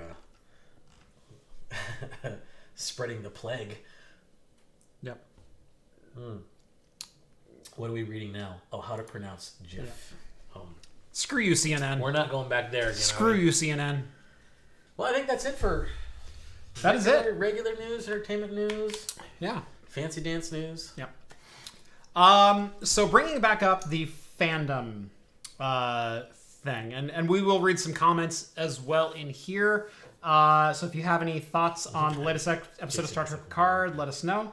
Yeah, Jason got sick from the Bud Light Orange. Yeah. Of course he did. Of course he did. Everybody does. Should have had the wine. Yeah. I'm telling it's you. Like, Bud Light Orange is like Epicac. You just drink it, you vomit. You got to fight off the scurvy. Yeah. I'm pretty sure that's what he had. Scurvy. As I said, I'm a Star Trek fan. But I limit my fandom to TNG, DS9, and Voyager. That's to me what Star Trek is. TOS was a little bit too campy. TNG started out campy, but really caught its own and got much more dramatic and much more serious. And so did D Space Nine. And had much more consistency. And then DS9, as I said, is kind of a masterclass and one of the original episodic storytelling TV dramas that was on. They had the combination of the episodic and overarching. Yes. Because they also had the keystone episodes that progressed a storyline. Right. Yeah. And the character development was wonderful. I love the overarching story that Voyager told, but I wish they did more character development. I wish the characters were any different 7 years later after spending the time in the Delta Quadrant than they were when they started. Yeah. That's true. The only person who was better was Neelix. And the Doctor. He was still... No, the Doctor had some character development. The Doctor had the most character development of any character on Voyager. I don't think Neelix did. He was still annoying at the end. Yeah. I didn't care for him as a character. But... And I've said before, you go through this whole like redemption arc with Tom Paris where he's this convicted felon basically in like a mining colony, and Janeway comes and says, I need a pilot who knows the Badlands, and I hear you're the guy to go to, and I can fly your ship for you, and okay, I'll give you a working rank as lieutenant, and you can fly the mission for me, and then you're coming right back here. And then they get cast off, and he's now the helmsman. He goes through some hard times at the beginning. He redeems himself. He gets an official rank of lieutenant. He's demoted because he risks the crew's life. He gets re-promoted to lieutenant midway through. He's also got this back and forth with his dad because his dad's ticked off at him because he was in prison. But then it's like, oh, my son's lost, and now my son's alive. and they share all these really warm moments. And then the final scene is them cruising into Earth, and there's fireworks going off. You don't even get to see his father? Yeah, you don't get any real closure. Tom doesn't get any closure? Yeah. What the actual, So there's frustrating moments like that, but I'm still an overall fan of the series. Yeah. Star Trek Picard. There has been some vitriol of the latest episode that has been shot out. This isn't my Star Trek. Very similar to a lot of the sequel Star Wars. They've ruined Star Wars. I can never watch it again. Okay, see, I understand that. I get that, but I don't necessarily think that there were a lot of Star Trek, is even the Next Generation, which I think even they said that Picard's not going to be Star Trek Next Generation, right? But they still had some throwbacks. They obviously had throwbacks because they got characters coming in. But there were lots of Next Generation episodes where they were dressed in costume and they were on the holodeck and all kinds of things like that. Right. And this latest episode... That was a terrible French accent. It was supposed to be a terrible French accent. Yeah, I know. They were going... He was playing a bit. Yeah. Yeah, exactly. And then they go down to costume, being undercover, whatever Let's start at the very beginning. The torture and murder of Icheb. Yes. Let's start at the very beginning. I didn't recognize that character, and I didn't remember that character. See, I remembered that character. See, I didn't remember that character until 7 of 9 said that, oh, you're my son. Right. Everything. I'm like, oh, okay, now I remember him. Yeah. He was the last season or the season? 6 and 7. 6 and 7. Yeah. Okay, yeah. Yeah. So then I was like, oh, okay, yeah, now I remember him. Yep. And then so, and so basically what it was is someone was harvesting... Borg parts. The Borg parts, basically the components of the Borg parts, because they are high tech that hasn't been invented by anybody. Right. So they're very valuable. So apparently, 7 of 9 after that episode becomes what they call Rangers, right? Basically vigilantes of the galaxy. Yeah. Because apparently the Federation doesn't give a shit anymore. Yeah. But if you haven't seen the scene, it's brutal. Yeah, it's pretty bad. It's very brutal. It is very gruesome. It's very gory. It is Icheb getting his eye ripped out and cut off, which is it's his actual eye, or no, it's a recreation eye. Yeah, it's an implant eye, but basically they rip it out of his face and then cut off the wires that are hanging from it. And they've already ripped off a couple other implants that he had, so he's got all this scar tissue on his face, and then they're about ready to drill into his skull. And he's given no anesthesia, and he's screaming the entire time, and he's bolted down to this, gnarly gurney surgeon's table. And they're literally just torturing him for fun and for profit. And 7 of 9 comes in and kills all the people that are torturing him, and tries to save Icheb, but it's too late. He's too far gone. Yeah. He goes, no, you need to kill me. Yeah, basically. And so 7 of 9 mercy kills him. Yeah. And there's a lot of blowback from that scene. Because people are going, this isn't my Star Trek. You just introduce a character to just brutally murder him in front of me. I don't know about that. Slow the roll on that one. It's happened before. Yeah. It's totally happened before. That's not out of the wheelhouse. There have been gruesome deaths on Star Trek before. There has been, what was that Admiral impersonator in Next Generation that Riker and Picard basically blew up with phasers? Oh, yeah. Right. Right away. Right. Yeah. Season 1 or 2, they did that.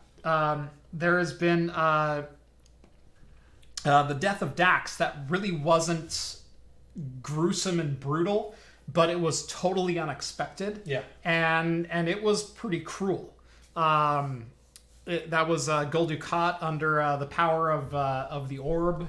But that wasn't a character that just got introduced, though. It wasn't a character that was just introduced. To be fair, that character was first introduced in the series at that opening sequence. Right. But if you were a Star Trek fan, you would know who he was. Right.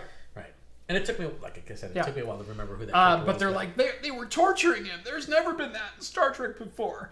Captain Pike had the little Wrath of Khan in his head. Oh, God, yeah. You've got Geordi that was drugged off his freaking gourd in Star Trek Generations. There's Picard, who spent 2 full episodes being tortured by the Cardassians. Yeah. You've got... Cisco was not necessarily tortured, but... pressed for some stuff. Oh yeah, just in about every single episode, Kirk was tortured. Right. This is not new. This is not new to Star Trek. And the thing is, it wasn't just a brutal killing for the sake of knocking off a character. This was defining why 7 of 9 is taking the character path that she's taking. Right. It's why she decides to become a vigilante. It told every story that I needed to know from the past 19 years in about 60 seconds. I don't need to know any more about 7 of 9's past because I know now what she's been through in that one scene. Yeah, I don't even know why she had that whole exposition towards the end because it's like, I thought that opening scene pretty clearly stated why she was there. But I guess, I don't know, maybe I did like the back and forth at the very end where 7 says, have you ever felt like you fully regained your humanity? Oh, yeah. And Picard pauses. Yeah. And he goes, No. He goes, you? And she goes, have you tried? And she goes, every damn day of my life. Yeah. And I thought that was so good because one of the critiques I have of Next Generation, again, I love Next Generation as a series, but it's very episodic. It's very, you start at the same place that you end the episode. Mm-hmm. Picard never had any lasting effects of Cardassian torture unless it told a plot point, 6 years later. Yeah. And he never had any lingering effects of being assimilated by the Borg and being injected into the collective until First Contact. Mm-hmm. There was never any, They use it, obviously, as a plot point. But at least it's a plot point that they throw back on. Right. And that's not unheard of. Because, the second, honestly, one of the best Star Trek movies, in my opinion, Wrath of Khan. I know we have this disagreement on that. But that's a throwback to a original series episode. Right. And so they... Don't you mean Into Darkness? No, I don't think it's called Into Darkness, is it? No, no. That's the Ricardo Montalban, But anyway, I digress. Let's just roll flop Kirk and Spock. That'll make for a great movie. Having Spock go, Khan! No, I couldn't see that. That's what he did. No, Kirk did that. Right. Spock did it in the second one. Spock did it in Into Darkness, in the new Star Trek. Did he? Yeah. Started screaming after Kirk died. Oh, did he? I blocked that thing out. It was that was horrible. So stupid. That was horrible. Yeah. I hated that movie. Yeah. That was, I was kind of excited for it because, what's his name? Cumberbatch or whatever. Right. He's a pretty good actor. I love what they did with Star Trek 2009. They explained all of the old original series and even all the new series and said, we're in a new timeline now because X event happened. Right. And I went totally on board. And then they went a completely new direction with it. They took the timeline and they did this with it. And don't go back! Don't go back. Why are you... You have the ability to tell all new stories Why are you rehashing Star Trek 2? Well, to be fair.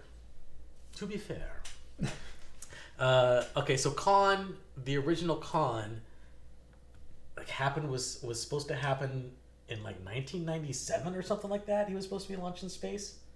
Yeah. If you follow the original timeline. Yeah. So if there was an askew from the timeline at the point where Spock came in, where he went back and it wasn't when Spock came in. It was when I forget. There was a split from the original timeline. Right. Khan would still exist in that time. Khan would still exist in that timeline. So they could technically... But this is 30 years too soon. I know. And it wasn't as good. They haven't even been on their 7-year voyage yet. Or 5-year voyage. Yeah, it didn't make any sense. Right. I didn't like it at all. It was meh. But whatever. This is mission number 2. Star Trek Beyond is the best of the reboot. I have not watched Star Trek Beyond yet. I did enjoy Beyond. I didn't buy a couple of things in it, but I'll allow them. I didn't like that, there's a crashed ship here from 30 years ago. Oh, look, it fires right up and it'll lift out of the hillside. I also didn't like that the motorcycles had gas in them. My God, they should have the lithium crystals. They should be powered off of Folgers crystals. It was literally an old Harley. Yeah. Oh, yeah, that part was, that was garbage. And then let's kill them by playing Beastie Boys. Beastie Boys, yeah. Good Lord. Yeah, that was horrible. And then the whole... That's the equivalent of modern day AI being and then the final by and then the final fight in the mixed gravity well kind of thing. Yeah. You have transporters, right? Yeah.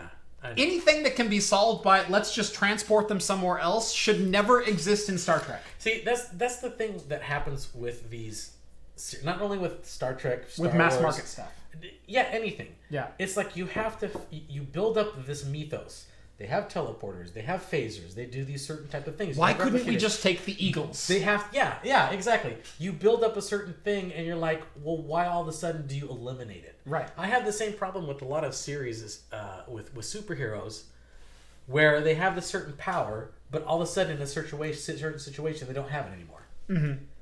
It's like, oh yeah, the Flash can run around really fast and dodge things really fast, and there's certain scenes where it's like, oh, there's light coming at me, and I can like look at it and watch it go by. Right. But there's other times where I'm like, and I just get hit. Yeah.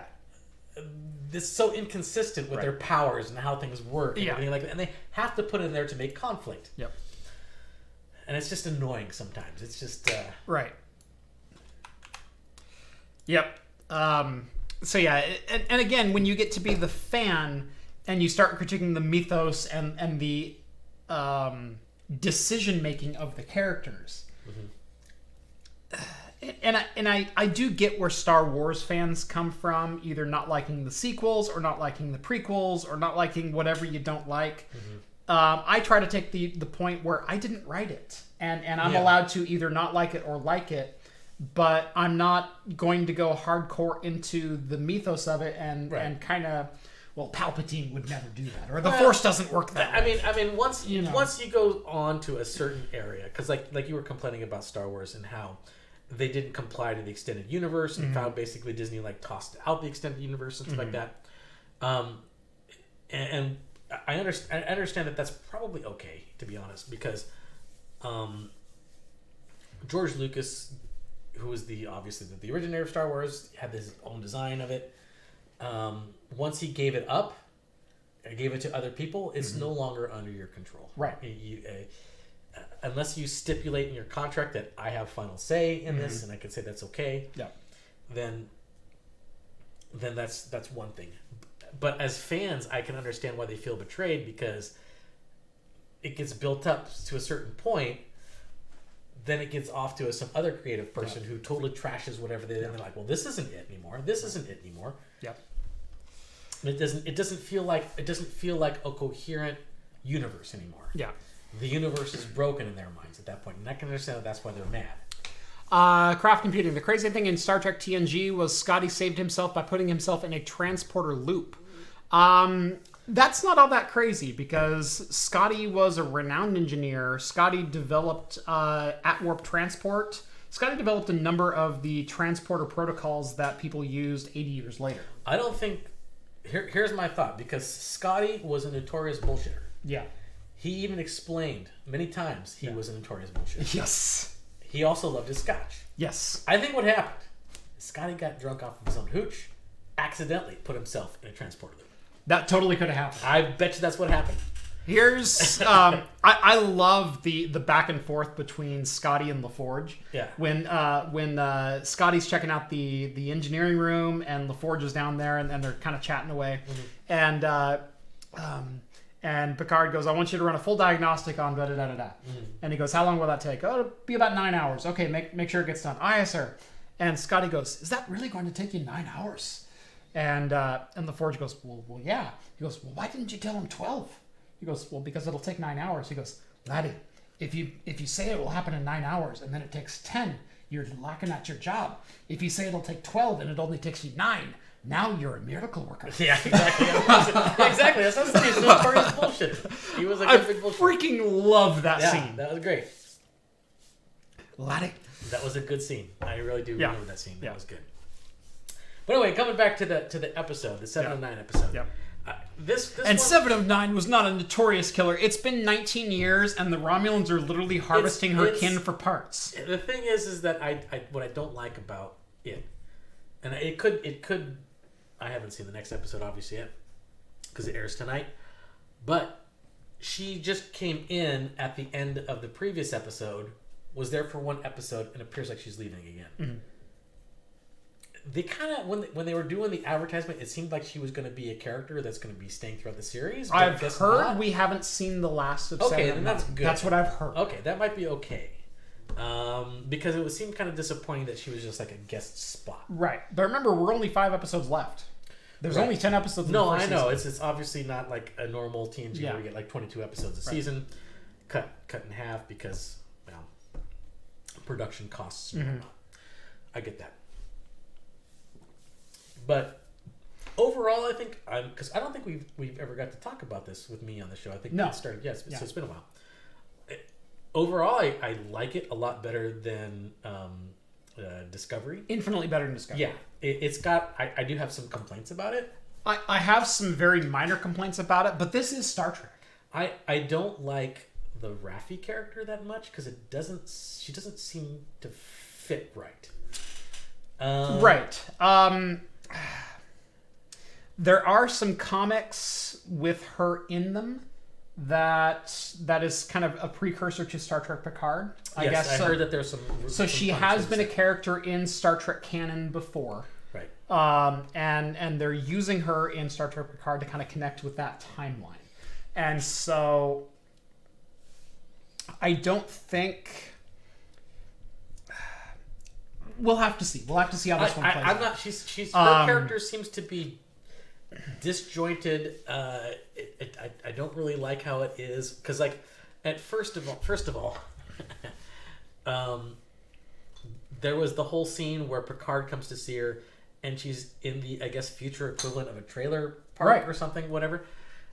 She's living in an RV in the middle of the desert. Yeah, and then but there's the thing is like the future, at least the Star Trek future.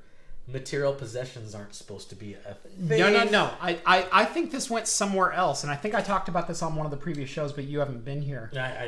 It kind of shows that while everything is provided, quote unquote, you're still granted certain privileges for certain heritages or who you are in society.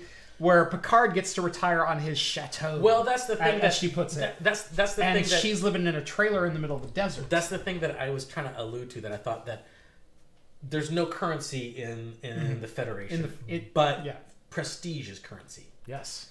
So prestige, lineage. Right. So in a sense that there is, but I guess. Because, at first, she's supposed to be kind of destitute, I guess. Still looked like a nice place to live, to be quite honest. I wouldn't mind living where she lives. But I guess in this recent episode, when she goes and sees her son, which was kind of out of left field, I guess, there was some allusion to addiction to some kind of drugs or something that, again, also seemed like it came out of left field. It didn't seem to really fit the whole plot line. It kind of like it was shoved in as like fluff, I guess. I don't know. I didn't feel it meshed well with the whole storyline. It just seemed like it was kind of shoved in there to spread out the episode. Yeah, and the scene with Raffi and her son, that one was a little weird for me in the middle of this episode. Yeah, because this was an episode. This was an episode that should start moving things forward, and that felt like it was holding things back. Yes, and I guess my biggest complaint about Picard so far has been sometimes it feels rushed and sometimes it feels sluggish. No. There's not a consistent pace to any of the episodes thus far. The first episode was bam, bam, bam. Let's get you caught up. Right. Let's show let's show Dodge. Let's show the attack. Right.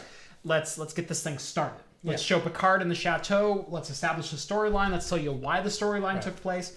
Let's do the TV interview that takes literally 3 minutes of time that tells you the entire previous 19-year history of the Romulan evacuation and the Mars rise up. I thought that was a good storytelling mechanism. I thought that was a really good storytelling mechanism. Right.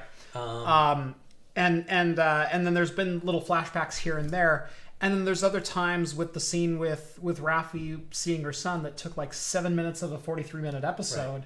That the rest of the episode was very fast-paced, and all of a sudden you're in this maternity ward of a hospital introducing a character you don't know to tell something about Raffi's character, but I could have done completely without that. Yeah, exactly. It didn't need to be there. Right. Well, I had another point in questionable commands over here. Kind of pointed out. So why the heck did 709 Picard to get to Free Cloud? She had her own ship. She's badass enough. That was another complaint I had with the previous episode, with the whole Deus Machina, her just showing up for some reason. And they're showing up on board, and there was no explanation why she was there. Because she's a ranger in that region. I understand that. Yeah. But space is gigantic. It's huge. Space is gigantic. It's probably happenstance that she was there. It was. I think it would have been a better plot point if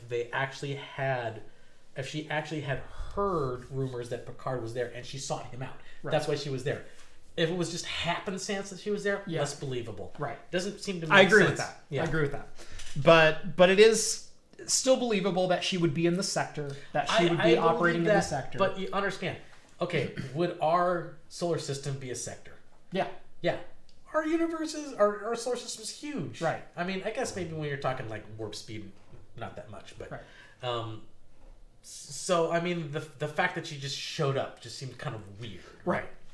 But maybe she was tracking the warbird. Maybe the warbird came back. If there was some kind of explanation as to say why she was there, that would make more sense. The fact that she just showed up. Give it 30 seconds about 7. What are you doing here? I've been tracking the warbird. There was literally nothing about that. I will agree. And that was the thing that with the previous episode, I'm like, okay, it seemed weird that she just showed up. Maybe they explain it in the next episode. They didn't. She left. I think it's totally explainable, but they didn't take the 30 seconds. They spent 7 minutes on Raffi. It might have been on the. It might have been on the. Yeah, exactly. They should have spent more time explaining why she was there and her motivations than Raffi and her kid. Let's get to the final scene. Mm-hmm. Did you see that one coming? When she just like so the opening scene of this episode is Aggie looking at like a hollow recording of her and Bruce, who she's romantically involved with, which we didn't know leading up to this. Right. And you go, were you talking about 7 of 9 killing? No. You're talking about. I'm talking about the med bay with Bruce Maddox. Yes. Okay. Actually, I kind of did. Did you? Oh yeah. I didn't know necessarily that she was going to kill him. Right. But I knew she was bad. I knew there was something with her. Yeah. I think the Romulans got to her. I think the Commodore at Starfleet Command got to her. Right, that's the one. And I think she's a Romulan spy. I think she's a Romulan spy. I don't think she's a spy. I think she's being manipulated by the Romulans. It could be. I think she is. There was an interesting. I think she is a Daystrom professor. I think she is true to who she says she is. Okay, here's the thing. There was the scene, the scene where the Commodore came up to her. Yeah. She was wearing sunglasses. Yes. Have you ever seen a Vulcan wear sunglasses? Nope. Why was she wearing sunglasses? Probably. I think that's a plot point. I think there's something to that. Oh, totally. So there's obviously something going on there, and because of that, that's why I knew she was like bad. There was something going on. Right. Her just showing up to Picard and saying, "I want to come with you. I need to come with you."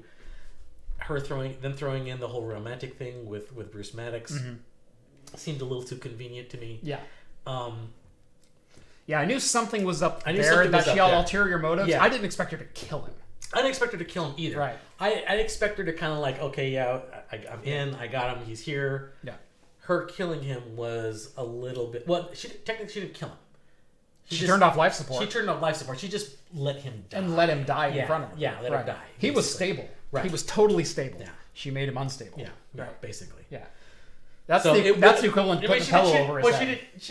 I guess that's in the Star Trek universe. Yeah. That would be right. Yeah. That's the equivalent to he needs to rest now. Yes. Yeah. You know. Yeah. Exactly. Yeah. So. Though how she's going to explain that. Yeah. Especially since this is nothing. This is a futuristic world with lots of computers.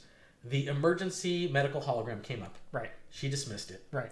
There's going to be a lot of that. It's going to be a lot. There's going to be records of that. So she has to purge those logs. Right. I don't know if she's smart enough to know how to do that. Right. So that'll be interesting to see what happens this next because she's also a very naive character. Yeah. She's also a very trusting character. We think. We know. We don't know too much about her. The way I picture her is she is being manipulated by the Romulan Commodore.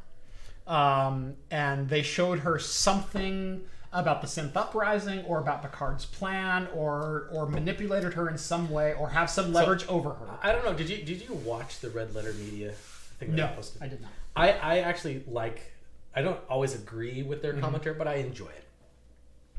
And I actually subscribe to Rich Evans' theory that the what's the name of the secret? The archive. No, the secret Romulan. The Zatvash. The Zatvash, yes. So because they're super secret. Yeah. And they kind of revealed what was it, the early episode or something like that. Oh, there's rumors that they hate synthetics. Yeah. It's like, that's not too bad. I mean, it's like okay, there's space races, whatever. That's not a big secret, whatever. You subscribe to the Romulans created. They created the Borg. I think that is probably correct. I'm betting that is the thing, and that's part of the reason why Data's daughter is on the Borg cube. Mm-hmm. I think that's part of the reason why. Could be interesting. I think he's correct in that aspect. They put something at the very end of this episode that Bruce Maddox said the Federation and the Tal Shiar are both involved. This is a false hostility between these two. Mm-hmm. They're working together on something. Yeah, could be. Either to keep something secret or to develop something together. Mm-hmm. So for that reason, I don't buy into the red letter media theory. I still do. Do. I'm going to say I don't buy into it simply because I think I don't want to say it's too easy, because it's not the easiest conclusion to come to, but I think it would be it would take all the menace out of the Borg.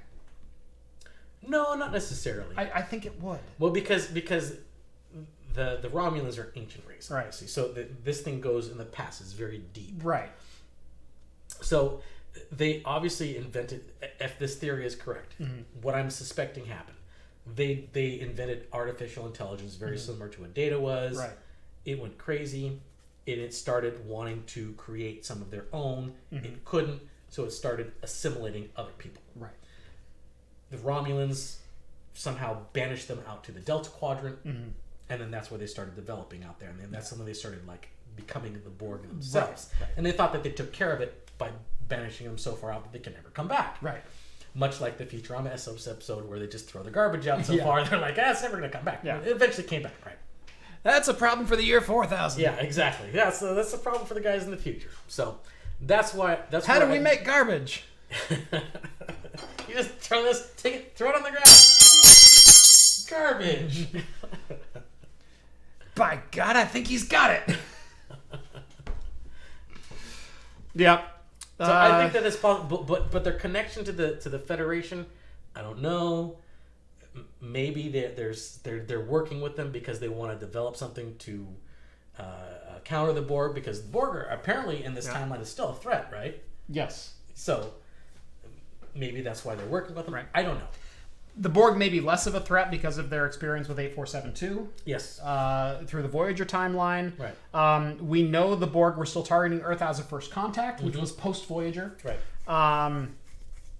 And so there's a lot of stuff going around that maybe the Borg are still around, maybe they're not. Why was this cube abandoned in Romulan space? Well, they call it an artifact. They call it the artifact. So it's probably an old... Oh, apparently that made a really bad noise. Sorry. That was so loud. Sorry. My bad. It was pretty loud in here too, to be fair. It was louder than I expected. Yeah. I apologize. I expected it to be more like the spoon dropping. Yeah. And it was a bottle opener. Yeah. It was my stainless steel bottle opener. So sorry. Doesn't matter, drunk. Put that down very gently. The other thing with the Romulans crafting the Borg was that rarely Romulans were assimilated. Again, that was another thing. Yeah, they were assimilated. It could have been something to do with the. Yeah. But I think there was instances where Romulans were.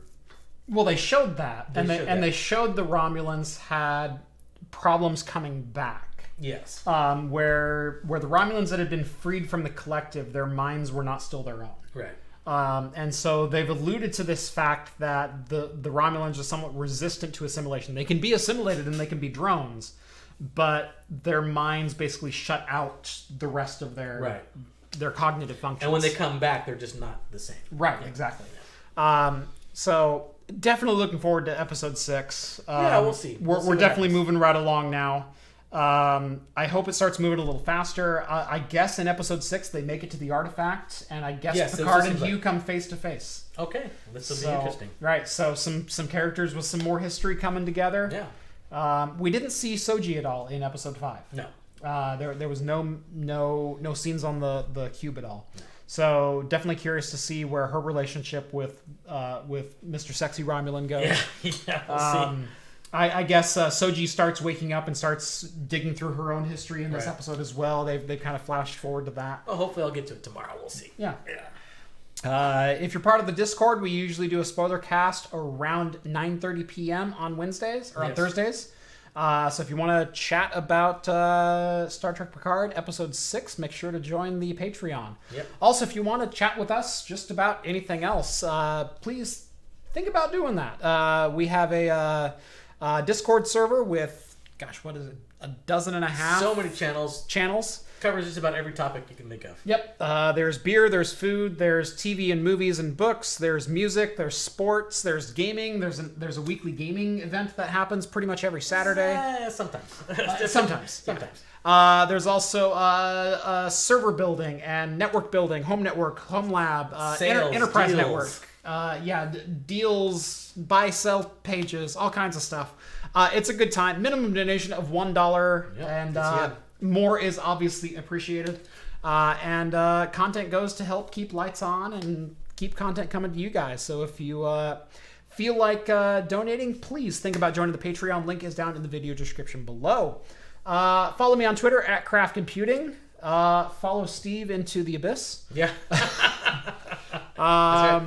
And I think there is a Cars. There's a Cars one.